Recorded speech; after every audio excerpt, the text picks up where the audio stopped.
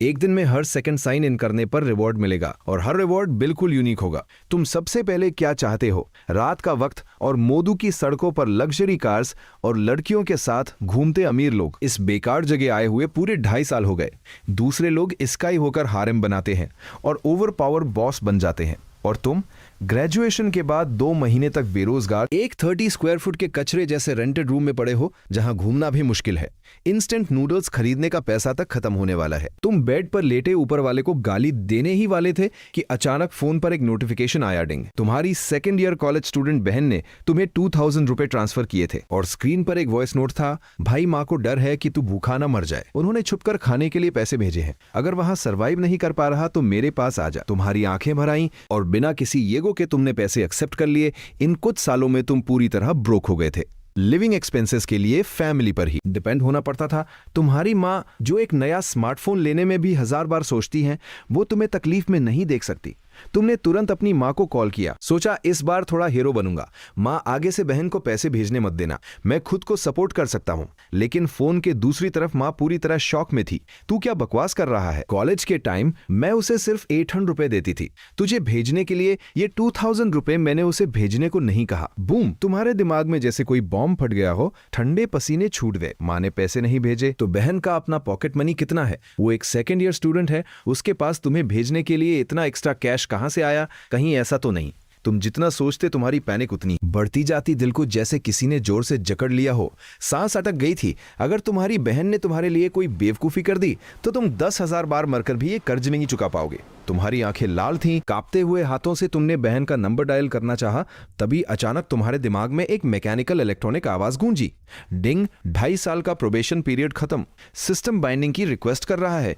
तुम पहले तो चौंक गए और फिर तुम्हारी आंखें फटी की फटी रह गईं। खुशी का ठिकाना नहीं रहा, दिमाग सुन पड़ गया। 2.5 साल, पूरे 2.5 साल। तुम्हें पता है मैंने ये 2.5 साल कैसे काटे हैं? मेरा चीट कोड आखिरकार एक्टिवेट हो गया। लेकिन इससे पहले कि तुम खुशी से चिल्लाते, सिस्टम की अगली लाइन ने तुम्हारी सारी एक्साइटमेंट पर ठंडा पानी डाल दिया। ये सिस्टम सिर्फ 24 आवर्स के लिए बाइंड होगा। इसका मेन फीचर है पर सेकेंड साइन इन। रिवॉर्ड? क्या आप बाइंड करना चाहते हैं? क्या मजाक है? मैंने तुम्हारा 2.5 साल इंतजार किया और तुम मेरे साथ वन नाइट स्टैंड खेल रहे हो, लेकिन तुम्हारे पास कोई ऑप्शन नहीं था। तुमने दांत पीसते हुए चिल्लाया, बिंड करो, जल्दी करो। अगले ही सेकंड तुम्हें सुन्न कर देने वाले नोटिफिकेशंस मशीन गन की तरह तुम्हारे दिमाग में फायर होने लगे। डिंग। अनबाइंड होने में 23 आवर्स और 59 मिनट्स बाकी। डिंग। रिवॉर्ड में एक इन्फिनिट स्पेस मिला जहां से कुछ वापस नहीं जा सकता। डिंग। $1 बिलियन अकाउंट में क्रेडिट हो गए। डिंग। जेंडर टॉप टियर मेड्स डिस्पैच कर दी गई है।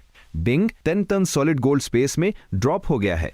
डिंग। 10 मिलियन कैश डायरेक्ट तुम्हारे बैंक कार्ड में ट्रांसफर कर दिया गया। Ding. 10 million energy crystals inventory में आ गए हैं। तुम बस वो लगातार बजने वाली डिंग डिंग डिंग सुनते रहे। पूरी तरह से सुन। अभी सिर्फ 6 सेकंड्स हुए थे। 6 सेकंड्स में तुम एक ऐसे लूजर से जो इंस्टेंट नूडल्स नहीं अफोर्ड कर सकता था, सीधा एक मल्टी मिलियनर बन गए। इस स्पीड से एक दिन में 86,400 सेकंड्स होते हैं। जब तुम सोकर उठोगे तुम सीधा पूरा प्लैनेट अर्थ खरीद सकते हो।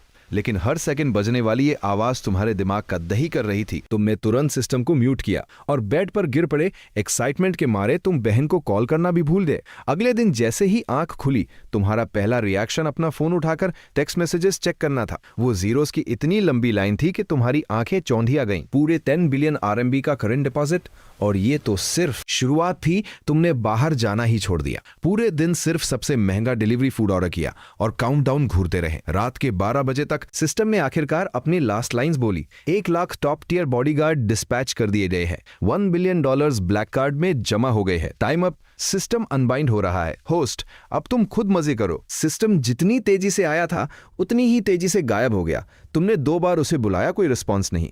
लेकिन तुम्हें रत्ती भर भी परवाह नहीं थी। तुम्हारे दिमाग में अब सिर्फ एक ही थॉट था, मैं अब पूरी तरह से इनविंसिबल हूं। तुमने अपनी एनर्जी फोकस की और सीधा उस इनफाइनाइट स्पेस में एंटर कर गए जो आधी पृथ्वी जितना बड़ा था। सामने का नजारा देखकर तुम्हारे होश उड़ गए। ये कोई नॉर्मल स्पेस नहीं था, ये तो एक प्राइवेट एम्पायर था। बाईं तरफ एक पहाड़ जितना ऊंचा कैश डॉलर्स का ढेर लगा था। रफली कैलकुलेट करे तो पूरे 9 ट्रिलियन उसके पास ही 20 सुप्रीम ब्लैक कार्ड्स लाइन से रखे थे, जिनमें 1 बिलियन से लेकर $100 बिलियन तक का बैलेंस था। सब मिलाकर लगभग 1 ट्रिलियन। दाईं तरफ 40 मिलियन टन्स चमकता हुआ सॉलिड गोल्ड। उसकी चमक से आंखें तक नहीं खुल रही थी। अगर तुम दुनिया के सारे बैंक्स भी लूट लो तो भी इतना सोना नहीं मिलेगा। और सबसे क्रेजी बात तो ये थी कि सामने के विशाल मैदान में एक एंडलेस आदमियों की फौज खड़ी थी। पूरे 1.5 million absolute loyal subordinates, 90 million fully armed muscle bodyguards, 4 million बेहद खूबसूरत टॉप टियर मेड्स और बाकी सब world class Assassin's, hack, rupees miracle doctors और साइंटिस्ट थे। इस क्रेजी लाइनअप के साथ तुम अब दुनिया के रिचेस्ट मैन को भी सरेआम गाली दे सकते हो और उसे घुटनों पर बैठकर माफी मांगनी पड़ेगी। तुमने स्मर किया और अपनी मुट्ठी भींच ली। भाड़ में गई जॉब हंटिंग और भाड़ में गए वो घमंडी कैपिटलिस्ट बॉसेस जो तुम्हें नीचा दिखाते थे। आज से तुम इस शहर के सभी अमीरों को दिखा दोगे कि असली गॉड लेवल बॉस किसे कहते हैं। अभी तुम्हें सबसे ज्यादा किस चीज की कमी है? पावर की, वेपन्स की। ऐसा नहीं है कि तुम्हें दुनिया पर कब्जा करने का कोई मास्टर प्लान बनाना है, लेकिन इस बेरहम दुनिया में पीसफुली सर्वाइव करने के लिए तुम्हारे हाथ में ट्रम्प कार्ड होना ही चाहिए। तुमने बस अपना हाथ घुमाया और सिस्टम स्पेस से सीधे 2 सूट वेयरिंग थग्स को समन कर लिया। 2.1 मीटर्स लंबे पहाड़ जैसे 2 जायंट बॉडीगार्ड जमीन पर लैंड करते ही सीधे 90 डिग्री बाव करके भारी आवाज में चिल्लाए, मास्टर, इस आने वाले क्रिंज टाइटल ने तुम्हें अंदर तक हिला दिया। लेकिन इससे एक बात तो कंफर्म हो गई कि सिस्टम के दिए हुए सबऑर्डिनेट्स 100% लॉयल है। बस करो, आगे से मुझे यंग मास्टर बुलाना। Yes young master. तुमने सेटिस्फैक्शन के साथ सिर हिलाया। अब जब शुरू कर ही दिया है तो तुमने अपने सारे ट्रम्प कार्ड्स बाहर निकाल लिए। Swish swish swish. 10 top tier bodyguards, एक gold medal butler, 6 S spice और एक एलीट हैकर। पलक झपकते ही तुम्हारा वो कबाड़ खाना सा कमरा इतना भर गया कि पैर रखने की भी जगह नहीं बची। सबसे बड़ी सरप्राइज की बात तो ये थी कि उस हैकर के हाथ में एक साईफाई लेवल का अल्ट्रा थिन लैपटॉप था। यहां तक कि इन सभी खतरनाक लोगों के पास लेटेस्ट स्मार्टफोन्स भी थे। सिस्टम की ये आफ्टर सेल सर्विस सच में माइंड ब्लोइंग थी। तुमने तुरंत अपना प्लान ऑफ एक्शन तैयार किया। हैकर, इस बिल्डिंग के आसपास के सारे सिक्योरिटी कैमरास और ब्लाइंड स्पॉट्स को तुरंत डिसेबल करो। बाकी बचे हुए 6 बॉडीगार्ड्स और 2 मिडिल एज स्पाइस तुरंत मेरे होम टाउन जाओ और 24/7 छुपकर मेरे पेरेंट्स को प्रोटेक्ट करो। वो 2 40 समथिंग स्पाइस दिखने में एकदम नॉर्मल और फ्रेंडली लग रहे थे। उन्हें अगर मोहल्ले की आंटीज के बीच छोड़ दो तो कोई शक नहीं करेगा। इंफॉर्मेशन निकालने के लिए एकदम परफेक्ट। Done young master. आसपास के सारे कैमरास हैक हो चुके हैं। हैकर की उंगलियां कीबोर्ड पर इतनी तेज चल रही थी कि सिर्फ ब्लर दिख रहा था। उसने कोल्डली रिपोर्ट किया। तुमने उन्हें काश का एक बंडल पकड़ाया और वहां से रवाना किया। फिर तुमने 4 ऐसे स्पाइस को सिलेक्ट किया जो बिल्कुल कॉलेज स्टूडेंट्स जैसे दिखते थे। तुम लोग 2 टीम्स में बंट जाओ और मेरी 2nd ईयर सिस्टर और 3rd year high school brother पर नजर रखो। ये कार्ड्स पकड़ो। फंडिंग की कोई टेंशन नहीं है। कोई भी प्रॉब्लम हो तो तुरंत बटलर को कांटेक्ट करना। पलक झपकते ही वो खचाखच भरा हुआ रेंटेड रूम खाली हो गया। अब वहां सिर्फ एक वफादार बटलर, सू लॉन्ग, तेज जीनियस हैकर, सूबे और 2 पर्सनल बॉडीगार्ड्स बचे थे। शॉबे, तुरंत एक 5 स्टार होटल बुक करो। मैं इस कचरे वाली जगह पर एक और सेकंड नहीं रुक सकता। कल हम सीधा कैश डाउन पेमेंट देकर एक लग्जरी मैंशन खरीदेंगे। तुमने पूरे एटीट्यूड के साथ ऑर्डर दिया, लेकिन तभी तुम्हें एक डेडली प्रॉब्लम का एहसास हुआ। ये सारे लोग हवा में से जादू की तरह प्रकट हुए थे। टेक्निकली ये सब गोस्ट अकाउंट्स थे। देश में ऐसे बिना आइडेंटिटी के घूमना प्रैक्टिकली इम्पॉसिबल है। आइडेंटिटी का सीन क्या तुम हैंडल कर सकते हो? तुमने सूबे की तरफ देखा। सूबे के चेहरे पर एक कॉन्फिडेंट स्मर्क आ गया और उसने सीधे अपनी पॉकेट से ब्रांड न्यू आईडी कार्ड्स निकाल कर दिखा दिए। यंग मास्टर, टेंशन मत लीजिए, सारे प्रोफाइल्स सिस्टम में रजिस्टर्ड हैं। हमारा बैकग्राउंड एक न्यूबॉर्न बेबी से भी ज्यादा क्लीन है। डैम, मेरा सिस्टम ओपी है। तुमने मन ही मन खुश होकर अपने लैंडलॉर्ड को एक एंग्री टेक्स्ट भेजा कि तुम रूम खाली कर रहे हो। तुम्हें डिपॉजिट की भी परवाह नहीं थी और अपने स्क्वाड के साथ पूरे स्वैग में बाहर निकल गए। मजाक कर रहे हो? तुम अब एक गॉड लेवल बिलियनियर हो। चंद रुपयों के लिए उस झकी लैंडलॉर्ड से बहस करने का टाइम किसके पास है? चौराहे पर पहुंचकर तुमने कैजुअली एक कैब बुक की। ड्राइवर ने खिड़की से सिर बाहर निकाला और तुम सब भारी भरकम आदमियों को देखकर उसका चेहरा पीला पड़ गया। अरे भाई लोगों, ये तो ओवरलोड हो जाएगा। मैं ये राइड एक्सेप्ट नहीं कर सकता। तुमने बिना एक शब्द कहे सीधा 100 to 100 के 2 कड़क नोटे निकाले और खिड़की से अंदर खिसका दिए। जो ड्राइवर एक सेकंड पहले रूल्स की बात कर रहा था, उसकी आंखें 200 वॉट के बल्ब की तरह चमक उठी। वो गिरगिट से भी तेज रंग बदला। अरे बॉस, आपकी नजर बहुत तेज है। सच बताऊं तो मेरी गाड़ी बनी ही ओवरलोड बर्दाश्त करने के लिए है। आप बस आराम से बैठिए। इतना कहकर उसने एक्सेलरेटर पर जोर से पैर दबाया और गाड़ी तीर की तरह हवा में उड़ने लगी। किसे पता था कि मुश्किल से 5 मिनट ही बीते होंगे कि सामने से ट्रैफिक पुलिस ने हाथ देकर सीधा गाड़ी रुकवा दी। ड्राइवर ने पीछे मुड़कर तुम्हें एक कॉन्फिडेंट लुक दिया, जैसे कह रहा हो, बॉस पैनिक मत होना, मैं हैंडल कर लूंगा। एक दिन में हर सेकंड साइन इन करने पर रिवॉर्ड मिलेगा और हर रिवॉर्ड बिल्कुल यूनिक होगा। तुम सबसे पहले क्या चाहते हो? जो लोग आगे की स्टोरी जानना चाहते हैं वो वूकोंग ब्राउजर डाउनलोड करके टाइटल सर्च कर सकते हैं। स्पेलिंग मिस्टेक मत करना। मैं रेगुलरली अपडेट करता रहूंगा। अगर तुम लोग लाइक और सपोर्ट करते रहे तो एंड तक अपडेट दूंगा। वहीं दूसरी तरफ लीमो पहले ही कॉरिडोर के एक ब्लाइंड स्पॉट में जा छुपा था। उसने अपना फोन निकाला और तुम्हारी बहन को परेशान किए जाने की फुटेज, साथ ही जांग हाओ की पूरी कुंडली एक एक डिटेल के साथ बिना कुछ छोड़े रिपोर्ट कर दी। इस वक्त मोदू के वेस्टर्न सबर्ब्स के एक लग्जरी मैंशन में तुम जेन्युइन लेदर सोफा पर रिलैक्स कर रहे थे और फोन पर रिपोर्ट सुन रहे थे। अचानक क्रैक, तुम्हारे हाथ में पकड़ा हुआ रेड वाइन का ग्लास चकनाचूर हो गया। मेरी सू लिंटियन की बहन को छेड़ने की हिम्मत! ये जांग हाओ तो सीधा अपनी मौत को दावत दे रहा है। उधर कब में खिड़की नीचे करते ही बाहर खड़ा ट्रैफिक कॉप भड़का हुआ था। अबे फिर से तू कल रेड लाइट क्रॉस की थी, आज सुबह ड्रंक ड्राइविंग चेक में पकड़ा गया और अब तू ओवरलोड करके स्ट्रीट रेसिंग कर रहा है। खुद को कोई रेसिंग गॉड समझता है क्या? लेकिन वो ड्राइवर भी एक नंबर का नौटंकी और स्ट्रीट स्मार्ट बंदा था। बिना झिझके सीधा बोला, ऑफिसर सर। रहम करो ऑफिसर सर, आप गलत समझ रहे हैं। पीछे बैठे बॉस की बीवी की डिलीवरी होने वाली है, वाटर ब्रेक हो चुका है, मैं तो मौत से रेस लगा रहा हूं। ट्रैफिक कॉप का चेहरा गुस्से से लाल हो गया। कहां जा रहे हो डिलीवरी के लिए? होटल। ड्राइवर के मुंह से बिना सोचे समझे निकल गया। पीछे बैठे तुम्हारे तो जैसे होश ही उड़ गए। होटल में कौन बच्चा पैदा करता है बे? क्या तुम्हारी बीवी प्रेसिडेंशियल स्वीट में डिलीवरी करेगी? कॉप भी अपना सिर खुजाने लगा। उसने झट से एक चालान फाड़ा, निकल यहां से। अगली बार पकड़ा गया ना तो सीधा ड्राइविंग लाइसेंस कैंसिल कर दूंगा। ड्राइवर को बत्तीसी दिखाते हुए चालान लेकर वापस गाड़ी स्टार्ट करते देख तुम्हारी आंखें फटी रह गईं। ये दुनिया सच में एक बहुत बड़ा कॉमेडी सर्कस। पूरे रास्ते का ड्रामा झेलने के बाद तुम आखिरकार उस 5 स्टार होटल के प्रेसिडेंशियल स्वीट के सॉफ्ट किंग साइज बेड पर लेट गए। गर्म पानी से नहाने के बाद अचानक तुम्हारे दिमाग में एक ख्याल आया, कुछ तो गड़बड़ है। बहन ने अचानक इतने पैसे भेज दिए, पर अभी तक ये पता नहीं चला कि कॉलेज स्टूडेंट के पास इतना कैश कहां से आया। अगर उससे डायरेक्ट पूछोगे तो वो नखरेबाज पक्का कुछ नहीं बताएगी। शाओ बे, जरा अंदर आना। तुमने दरवाजे की तरफ मुंह करके आवाज लगाई। 3 सेकंड भी नहीं बीते होंगे कि वो गॉड लेवल हैकर दरवाजा खोलकर अंदर आ गया। चेक करो सेकेंड मिस के रीसेंट बैंक स्टेटमेंट्स और सारे पार्ट टाइम जॉब्स की हिस्ट्री पूरी तरह से निकालो। यस यंग मास्टर, मुझे आधा घंटा दीजिए। टॉप टायर हैकर्स काम में माहिर होते हैं और बकवास कम करते हैं। पूरे आधे घंटे बाद सूबे ने वो साईफाई लुकिंग लैपटॉप सीधा तुम्हारे सामने रख दिया। स्क्रीन पर तुम्हारी बहन का पूरा डेटा भरा पड़ा था। यंग मास्टर, सेकेंड मिस अभी एक इंटरनेट स्ट्रीमर का काम कर रही है। ये उनके लाइव स्ट्रीम चैनल का लिंक है। ये सुनते ही तुम्हारी त्योरियां चढ़ गईं और चेहरा तवे जैसा काला हो गया। स्ट्रीमिंग, ये इंडस्ट्री तो गटर से भी ज्यादा गंदी है। न जाने कितनी मासूम लड़कियां इसमें जाती हैं और वो सो कॉल्ड टॉप डोनेटर्स के चंद रुपयों के लालच में अपना रास्ता भटक जाती है। आखिर में उनकी हड्डियां तक नहीं बचती। तुम अपनी सगी बहन को इस दलदल में फंसने की इजाजत कभी नहीं दे सकते। तुमने तुरंत अपना फोन निकाला और पूरी किलर इंस्टिंक्ट के साथ चिंग चिंग ग्रासलैंड लेजी किंग नाम का अकाउंट सर्च किया। ये कैसा अजीब नाम है। तुम्हारी सारी माफिया बॉस वाली वाइब ही खराब कर दी। लेकिन जैसे ही तुमने प्रोफाइल ओपन किया, तुम्हारे धड़कते हुए दिल को थोड़ी तसल्ली मिली। ये लड़की तो अभी मुश्किल से 200,000 फॉलोअर्स वाली एक छोटी मोटी इन्फ्लुएंसर है। सारे वीडियोस में बस नॉर्मल सिंगिंग और डांसिंग है और कपड़े भी पूरी तरह से डिसेंट हैं। कोई भी चीप या स्किन शोइंग कंटेंट नहीं है। तभी तो ये फेमस नहीं हो पाई। आजकल के टाइम में बिना ड्रामा किए कौन तुम्हें देखेगा। तुमने कैजुअली उसके ऑनगोइंग लाइव स्ट्रीम पर क्लिक किया। बैकग्राउंड साफ तौर पर कॉलेज डॉम का था। स्क्रीन पर तुम्हारी वो बेवकूफ बहन एक फनी लेजी शीप वाला मेकअप किए हुए थी और बड़ी मासूमियत से लाइव चैट के साथ इंटरैक्ट कर रही थी। सच में बहुत भोली लग रही थी। तुम होटल के प्रेसिडेंशियल स्वीट के लेदर सोफा पर बैठे थे। फोन स्क्रीन को देखकर एक ईवल स्मर्क दिया और तुरंत अपनी आईडी बदलकर यांग विलेज चीफ रख ली। पहले की बात होती तो तुम एक पक्के फ्री लोडर थे जो सिर्फ स्ट्रीम देखता था पर कभी गिफ्ट नहीं भेजता था।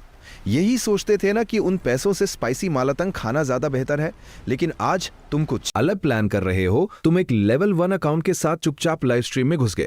किसी ने नोटिस भी नहीं किया। आखिरकार स्ट्रीम में सिर्फ कुछ दर्जन लोग ही तो थे, उन बड़े इन्फ्लुएंसर्स के मुकाबले जिनके लाखों व्यूअर्स होते हैं। ये सेटअप सच में बहुत डिप्रेसिंग था। तभी अचानक बैकग्राउंड में एक ड्रामेटिक हार्ट बीट वाला म्यूजिक बजने लगा। तुमने स्क्रीन पर सूलिंग शे को देखा।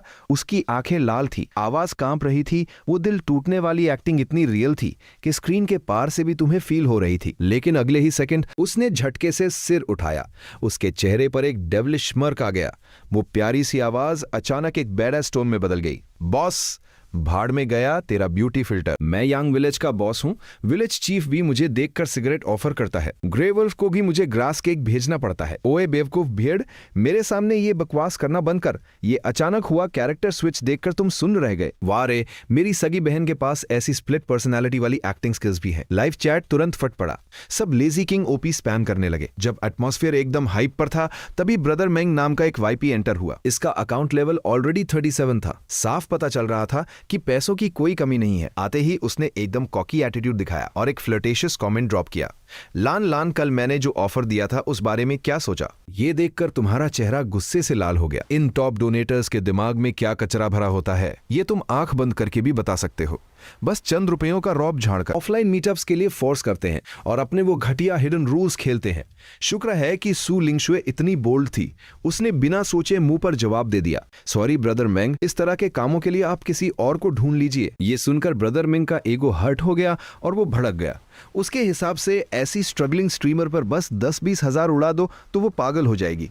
उसने एक कोल्ड स्नॉट दिया और ओपन चैलेंज दे डाला, इस लाइव स्ट्रीम का टॉप रैंक 1 में ही रहूंगा। कोई भी इसे छीनने की कोशिश मत करना। और फिर उस बेवकूफ ने सीधा 3000 का एक कार्निवल गिफ्ट मार दिया। स्क्रीन पर फ्लैशी इफेक्ट्स उड़ने लगे। कुछ छोटे डोनेटर्स ने उसे चैलेंज करने की कोशिश की, लेकिन ब्रदर मेंग ने उन पर पैसों की बारिश कर दी। 5 कार्निवल्स, 10 कार्निवल्स, कुछ ही मिनट्स में 10,000 से ज्यादा रुपए पानी की तरह बहा दिए गए। जो कंपेटिटर्स अभी तक उछल रहे थे वो डर के मारे तुरंत स्ट्रीम से भाग गए। चैट बॉक्स पूरी तरह से ब्रदर मेंग ओपी वाले चमचों से भर गया। ब्रदर मेंग अब पूरी तरह हवा में उड़ रहा था। उसने स्ट्रीम में ओपन मॉकरी शुरू कर दी। बड़ी बड़ी बातें करना आसान है, अगर पावर नहीं है तो शो ऑफ मत करो वरना मुंह की खानी पड़ेगी। तभी जो अब तक चुपचाप लर्क कर रहा था उसने बड़े आराम से एक लाइन टाइप की, लेजी किंग क्या तुम विलेज चीफ के लिए गाना गाओगी? मैं लेजी शीप का गाना सुनना चाहता हूँ। तुम एक लेवल 1 अकाउंट से ऐसी डिमांड कर रहे थे। पल भर में तुम सबके टारगेट बन गए। इससे पहले कि सू लिंगजुए कुछ बोल पाती, ब्रदर मेंग सबसे पहले कूद पड़ा। ये लोजर कहां से आ गया? लेवल 1 का अकाउंट होकर डिमांड्स कर रहा है। स्ट्रीम के रूल्स पता भी है या नहीं? पैसे नहीं है तो मुंह बंद रख और चुपचाप कोने में जाकर बैठ। बाकी सब भी मजे लेने लगे। विलेज चीफ चुप कर जा, एक ग्लो स्टिक तक गिफ्ट नहीं की और स्ट्रीमर से गाना गवाएगा। सपने देखना बंद कर। इन सारे ट्रॉल कमेंट्स को देखकर तुम्हें जरा भी फर्क नहीं पड़ा, बल्कि हंसी आ रही थी। तुमने आराम से रिचार्ज इंटरफेस ओपन किया और तुम्हारी उंगलियां स्क्रीन पर तेजी से चलने लगी। अगर तुम्हें मनी थ्रोइंग गेम खेलना ही है तो आज मैं तुम्हें दिखाता हूं कि असली डिमेंशनल स्ट्राइक किसे कहते हैं। तुमने एक कोल्ड स्मर्क दिया और मन में सोचा, ब्रदर मेंग है ना, रैंक 1 की पोजीशन तुम्हें चाहिए तो पहले अपने विलेज चीफ दादा से तो पूछ ले कि वो अलाउ करेगा या नहीं।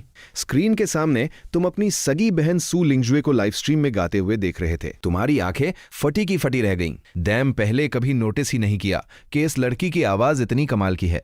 कोई शक नहीं कि ये इस इंडस्ट्री में सर्वाइव कर पा रही है। 3 मिनट का गाना खत्म होते ही पूरी चैट बॉक्स वंस मोर चिल्ला रही थी।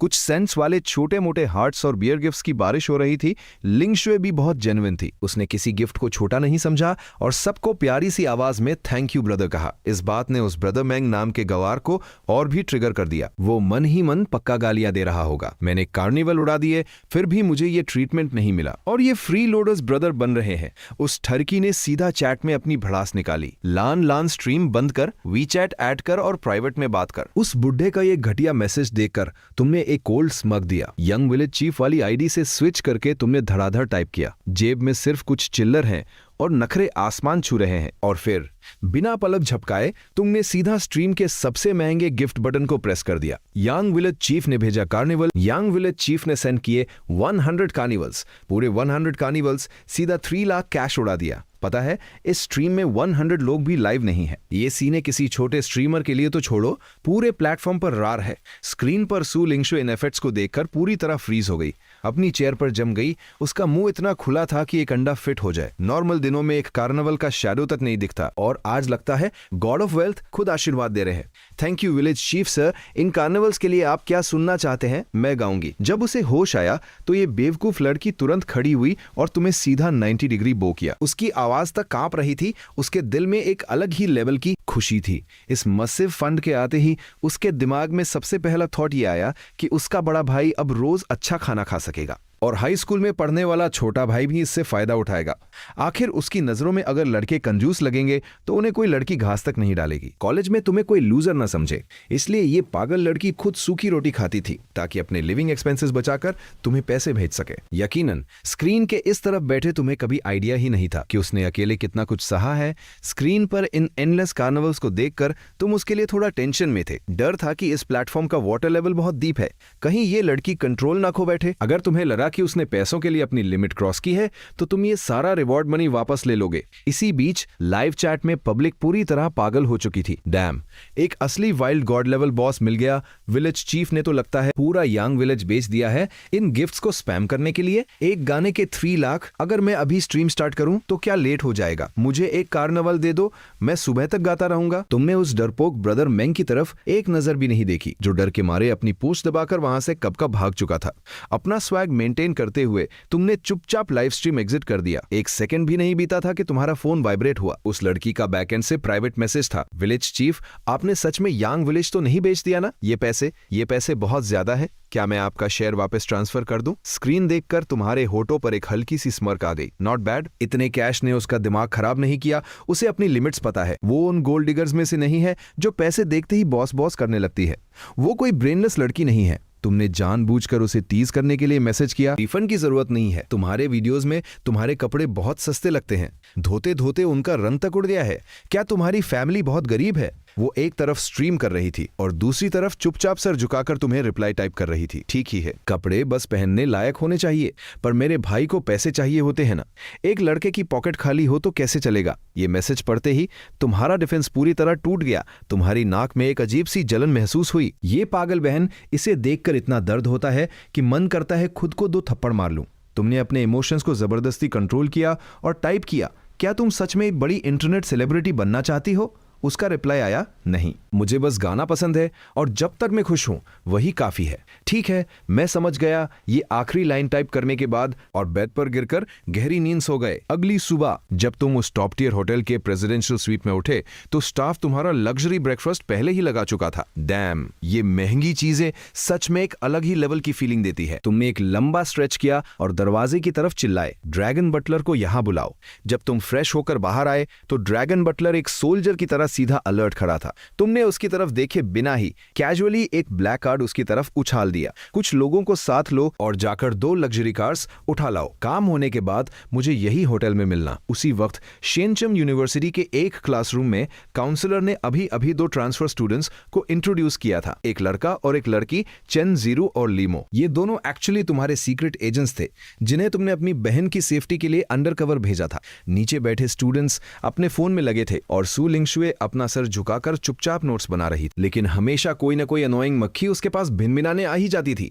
लिंगर दोपहर को उस नए रेस्टोरेंट में ग्रांड लंच करने चले। जांगहाओ, मैं तुम्हें आखिरी बार वार्निंग दे रही हूं, मुझे लिंगर मत बुलाओ और मेरी क्लास डिस्टर्ब मत करो। सू लिंगशुए ने पलटकर उसकी तरफ ठीक से देखा तक नहीं। पास बैठे कुछ लड़के चुपचाप गॉसिप कर रहे थे। ये जांगहाओ नाम का स्कम्बाग अपने बाप के पैसे के घमंड में उड़ता है, एक घटिया सी पॉर्श 911 चलाता है और फर्स्ट ईयर से ही सू लिंगशुए के पीछे हाथ धोकर पड़ा है। सुना है इस प्लेबॉय ने 1 साल में दर्जनों गर्लफ्रेंड्स बदली है। इसकी बेशर्मी की कोई हद नहीं। इसका अल्टीमेट लाइफ गोल बस इतना है कि ये कैंपस की टॉप 10 ब्यूटीज को एक एक करके अपना शिकार बनाए। और अब सिर्फ रैंक 3 ब्यूटी सू लिंगशुए ही बची है जो इसके जाल में नहीं फंसी। सबके सामने इस तरह जलील होने पर जांगहाओ का वो एग्जॉस्ट हो चुका चेहरा गुस्से से लाल हो गया। वो और करीब आया और एक घिनौनी ईविल स्माइल देते हुए बोला, तुम बस एक सस्ती लाइव स्ट्रीमर ही तो हो, मेरे साथ एक बार खाना खाओ, मैं इतना पैसा फेंकूंगा कि तुम टॉप इंटरनेट सेलिब्रिटी बन जाओगी। डील? ये कहते हुए उसने अपना गंदा हाथ सू लिंगशुए के गोरे हाथों की तरफ बढ़ाया। सू लिंगशुए डर के मारे पूरी तरह पीली पड़ गई। वो झटके से खड़ी हुई, टीचर मुझे वॉशरूम जाना है। इस तरह बाथरूम का बहाना बनाकर वो किसी तरह वहां से बच निकली। कोने में बैठा लीमो ये सब कुछ बहुत ध्यान से देख रहा था। उसकी आंखों में एक जानलेवा ठंडक थी जो किसी का भी मर्डर कर सकती थी। उसने घूमकर पास बैठे एक रैंडम स्टूडेंट से पूछा, ये छपरी कौन है, इतना ओवर स्मार्ट बन रहा है और टीचर कुछ नहीं कह रहे। अरे भाई, वो 100 मिलियन की नेटवर्थ वाले परिवार का सेकंड जनरेशन रिच किड जांग हाओ है। भाई उससे पंगा मत लेना, हमारी कंपस ब्यूटी देर सवेर इस सुअर का शिकार बन ही जाएगी। हम लोग तो बस अपने दिल में इसे गालियां ही दे सकते हैं।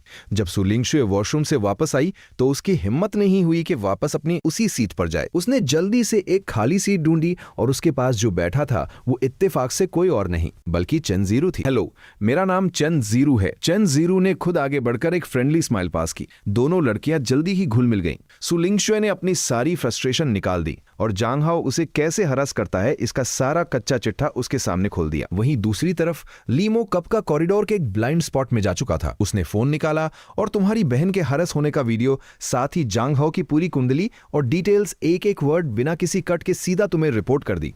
इस वक्त मोडू के वेस्टर्न सबर्ब्स के एस्टेट में बैठे तुम अपने प्योर लेदर सोफा पर रिलैक्स कर रहे थे और फोन पर यह रिपोर्ट सुन रहे थे। तुम्हारे हाथ में पकड़ा रेड वाइन का ग्लास अचानक क्रैक की आवाज के साथ सीधा चूर चूर हो गया। मेरी सु लिंगतेन की बहन को टच करने की हिम्मत की। ये जांग हाओ सच में अपनी कब्र पर खुद ही डांस कर रहा है। तुम अपने बटलर और बॉडीगार्ड्स के साथ लंबे लंबे कदम बढ़ाते हुए इस एस्टेट का राउंड लगा रहे थे। मॉडू का टॉप टियर नंबर 1 एस्टेट। तुम्हारे पास ही एक well dressed real estate agent पूरी एक्साइटमेंट में अपना थूक उड़ा उड़ाकर तुम्हें पिच दे रहा था। यंग मास्टर, ये एस्टेट पूरे 6000 स्क्वायर मीटर्स का है। इंडोर और आउटडोर डबल स्विमिंग पूल्स है, प्राइवेट सिनेमा है और 3 मसीव डाइनिंग हॉल्स है। यहाँ आराम से 20 लग्जरी कार्स पार्क हो सकती है। इसकी प्राइस 1.138 बिलियन है, पर अगर आप फुल कैश पेमेंट करते हैं तो मैं बाकी का अमाउंट हटा दूंगा। सिर्फ 1.1 बिलियन में सीधा आपका। तुमने अपनी आंख तक नहीं झपकाई, बस कैजुअली एक नजर घुमाई और सोचा कि काम चल जाएगा। बटलर, इसे खरीद लो, जल्दी पेपर वर्क पूरा करो। तुमने बस कैजुअली ये लाइन फेंकी, टर्न लिया और बाहर खड़ी वीआईपी नंबर प्लेट वाली उस रोल्स रॉयस में जाकर बैठ गए। तुम्हारा दिमाग इस वक्त पूरी तरह अपनी बहन के माटर में उलझा हुआ था। किसके पास टाइम था इस एजेंट की बकवास सुनने का? वो रियल एस्टेट एजेंट तो वहीं पर फ्रीज हो गया। उसका दिमाग प्रोसेस ही नहीं कर पाया। उसने कांपते हुए तुम्हारे बटलर से पूछा, ये यंग मास्टर का इससे क्या मतलब था? बटलर ने एक ठंडी स्मर्क दी। 1.1 बिलियन, क्या तुम्हें समझ नहीं आता? जी हाँ, क्या आप मॉर्गेज करवाएंगे या फुल पेमेंट? सीधा कार्ड स्वाइप करो। फुल पेमेंट सुनते ही उस एजेंट ने एक लंबी सांस खींची। उसकी आंखें हैरत से फट गईं। वो इतना एक्साइटेड था कि बस घुटनों पर नहीं गिरा। और इस दौरान तुम पहले ही अपनी रोल्स रॉयस की लेदर सीट पर टेक लगाए बैठे थे और अपने आदमी की फ्रेश रिपोर्ट सुन रहे थे। पहले तो पता नहीं था, पर सुनते ही तुम्हारे दिल में गुस्से की आग भड़क उठी। एक ऐसी फालतू कुत्ते की मौत मरने वाली औकात नहीं, और मेरी प्यारी बहन को इतना हरस कर रहा है। तुम्हारी नजरों में एक जमाने वाली ठंडक आ गई और आवाज में मौत का डर था। जाओ, उसके बारे में सब कुछ पता करो। कुछ ही दिनों में मेरी बहन का बर्थडे है। जाकर एक टॉप लेवल सुपरकार सिलेक्ट करो उसके गिफ्ट के लिए। और हाँ, कुछ लड़कों को भेजो उस जांग नाम के कीड़े की हड्डियां ढीली करने के लिए। अगर उसने मेरी लिंगर के पास आने की दोबारा हिम्मत भी की ना, तो मैं उसकी पूरी फैमिली को सेकंड जनरेशन रिच से सेकंड जनरेशन भिखारी बना दूंगा। साथ ही कल की फ्लाइट बुक कर लो, हम ओवरसीज फैक्ट्री चलेंगे। अब थोड़ा इंटरनेशनल एसेट्स कैप्चर करने का टाइम आ गया है। रात होते ही शेनचंग यूनिवर्सिटी के बाहर की फूड स्ट्रीट पूरी तरह भरी हुई थी। वो बेवकूफ जांग हाओ एक फूड स्टॉल पर बैठा था। उसने पूरे एटीट्यूड के साथ अपनी पोर्शे 911 की चाबी टेबल पर फेंक दी और अपने चमचों के सामने पूरी हवाबाजी कर रहा था कि वो कितना बड़ा और पावरफुल इंसान है। उसकी पूंछ आसमान छू रही थी। तभी अचानक बैंग, बिना किसी वार्निंग के पहाड़ जैसे 2 मुस्कुलर जायंट्स उसके आजू बाजू आकर खड़े हो गए। उनसे निकलने वाली उस कातिलाना किलिंग ऑरा ने पास बैठे उन चमचों की हवा ऐसी टाइट की कि किसी के मुंह से एक शब्द नहीं निकला। जांग हाओ का ईगो अभी भी आसमान पर था। उसने अकड़कर अपना सर टेढ़ा किया और भड़का, रूल्स नहीं पता क्या? दिख नहीं रहा यहाँ कोई बैठा है? एक बॉडीगार्ड ने उसकी तरफ ऐसे देखा जैसे किसी लाश को देख रहा हो। उसने उसके कान के पास झुककर बिल्कुल ठंडी आवाज में कहा, तू ही जांग हाओ है ना? मेरे मास्टर ने तेरे लिए एक मैसेज भेजा है। अगर दोबारा सु लिंगशुए पर नजर डाली तो तेरा बाप अपनी सारी दौलत लुटाकर भी तेरी ये कुत्ते की जिंदगी नहीं बचा पाएगा। मास्टर ने कहा है, उन्हें तेरा ये घमंडी एटीट्यूड बहुत पसंद आया, तो दुआ कर कि तेरा ये घमंड एंड तक बरकरार रहे। बात खत्म होते ही बॉडीगार्ड ने अपना दायां हाथ उठाया और बूम, एक जोरदार थप्पड़ टेबल पर मारा। जांग हाओ ने घबराकर अपना थूक निगला। ठंडा पसीना उसकी पीठ को भिगा चुका था। उसने अपनी आंखों से देखा कि वो पूरी 2 सेंटीमीटर मोटी टेम्पर्ड ग्लास टेबल क्रैक की आवाज के साथ सीधा स्पाइडर वेब की तरह पूरी तरह से क्रैक हो चुकी थी। अगर ये थप्पड़ उसके दिमाग पर पड़ता तो उसका भेजा तक बाहर आ जाता। बॉडीगार्ड्स के वहां से निकलते ही जांग हाओ के पैर डर के मारे पूरी तरह अपने अपने माथे का पसीना पोंछ रहा था, लेकिन उसकी आंखों में एक घटिया सी चमक थी। ये बंदा उनमें से था जो मौत देखे बिना सुधरते नहीं है। वो अपने दिमाग में अभी भी डर्टी प्लान बना रहा था। अगर फोर्स से काम नहीं आई तो मैं इसमें ड्रग मिला दूंगा। एक बार मैं उसके साथ क्रॉस लाइन कर दूं तो क्या वो सच में मुझे मार देगा? बगल में बैठा उसका चमचा कांपती हुई आवाज में बोला, हाउ हाउ ब्रो। वो कौन थे? वो लोग तो सच में बहुत खतरनाक लग रहे थे। जांग हाओ अपनी औकात छिपाने के लिए झूठी हवाबाजी कर रहा था।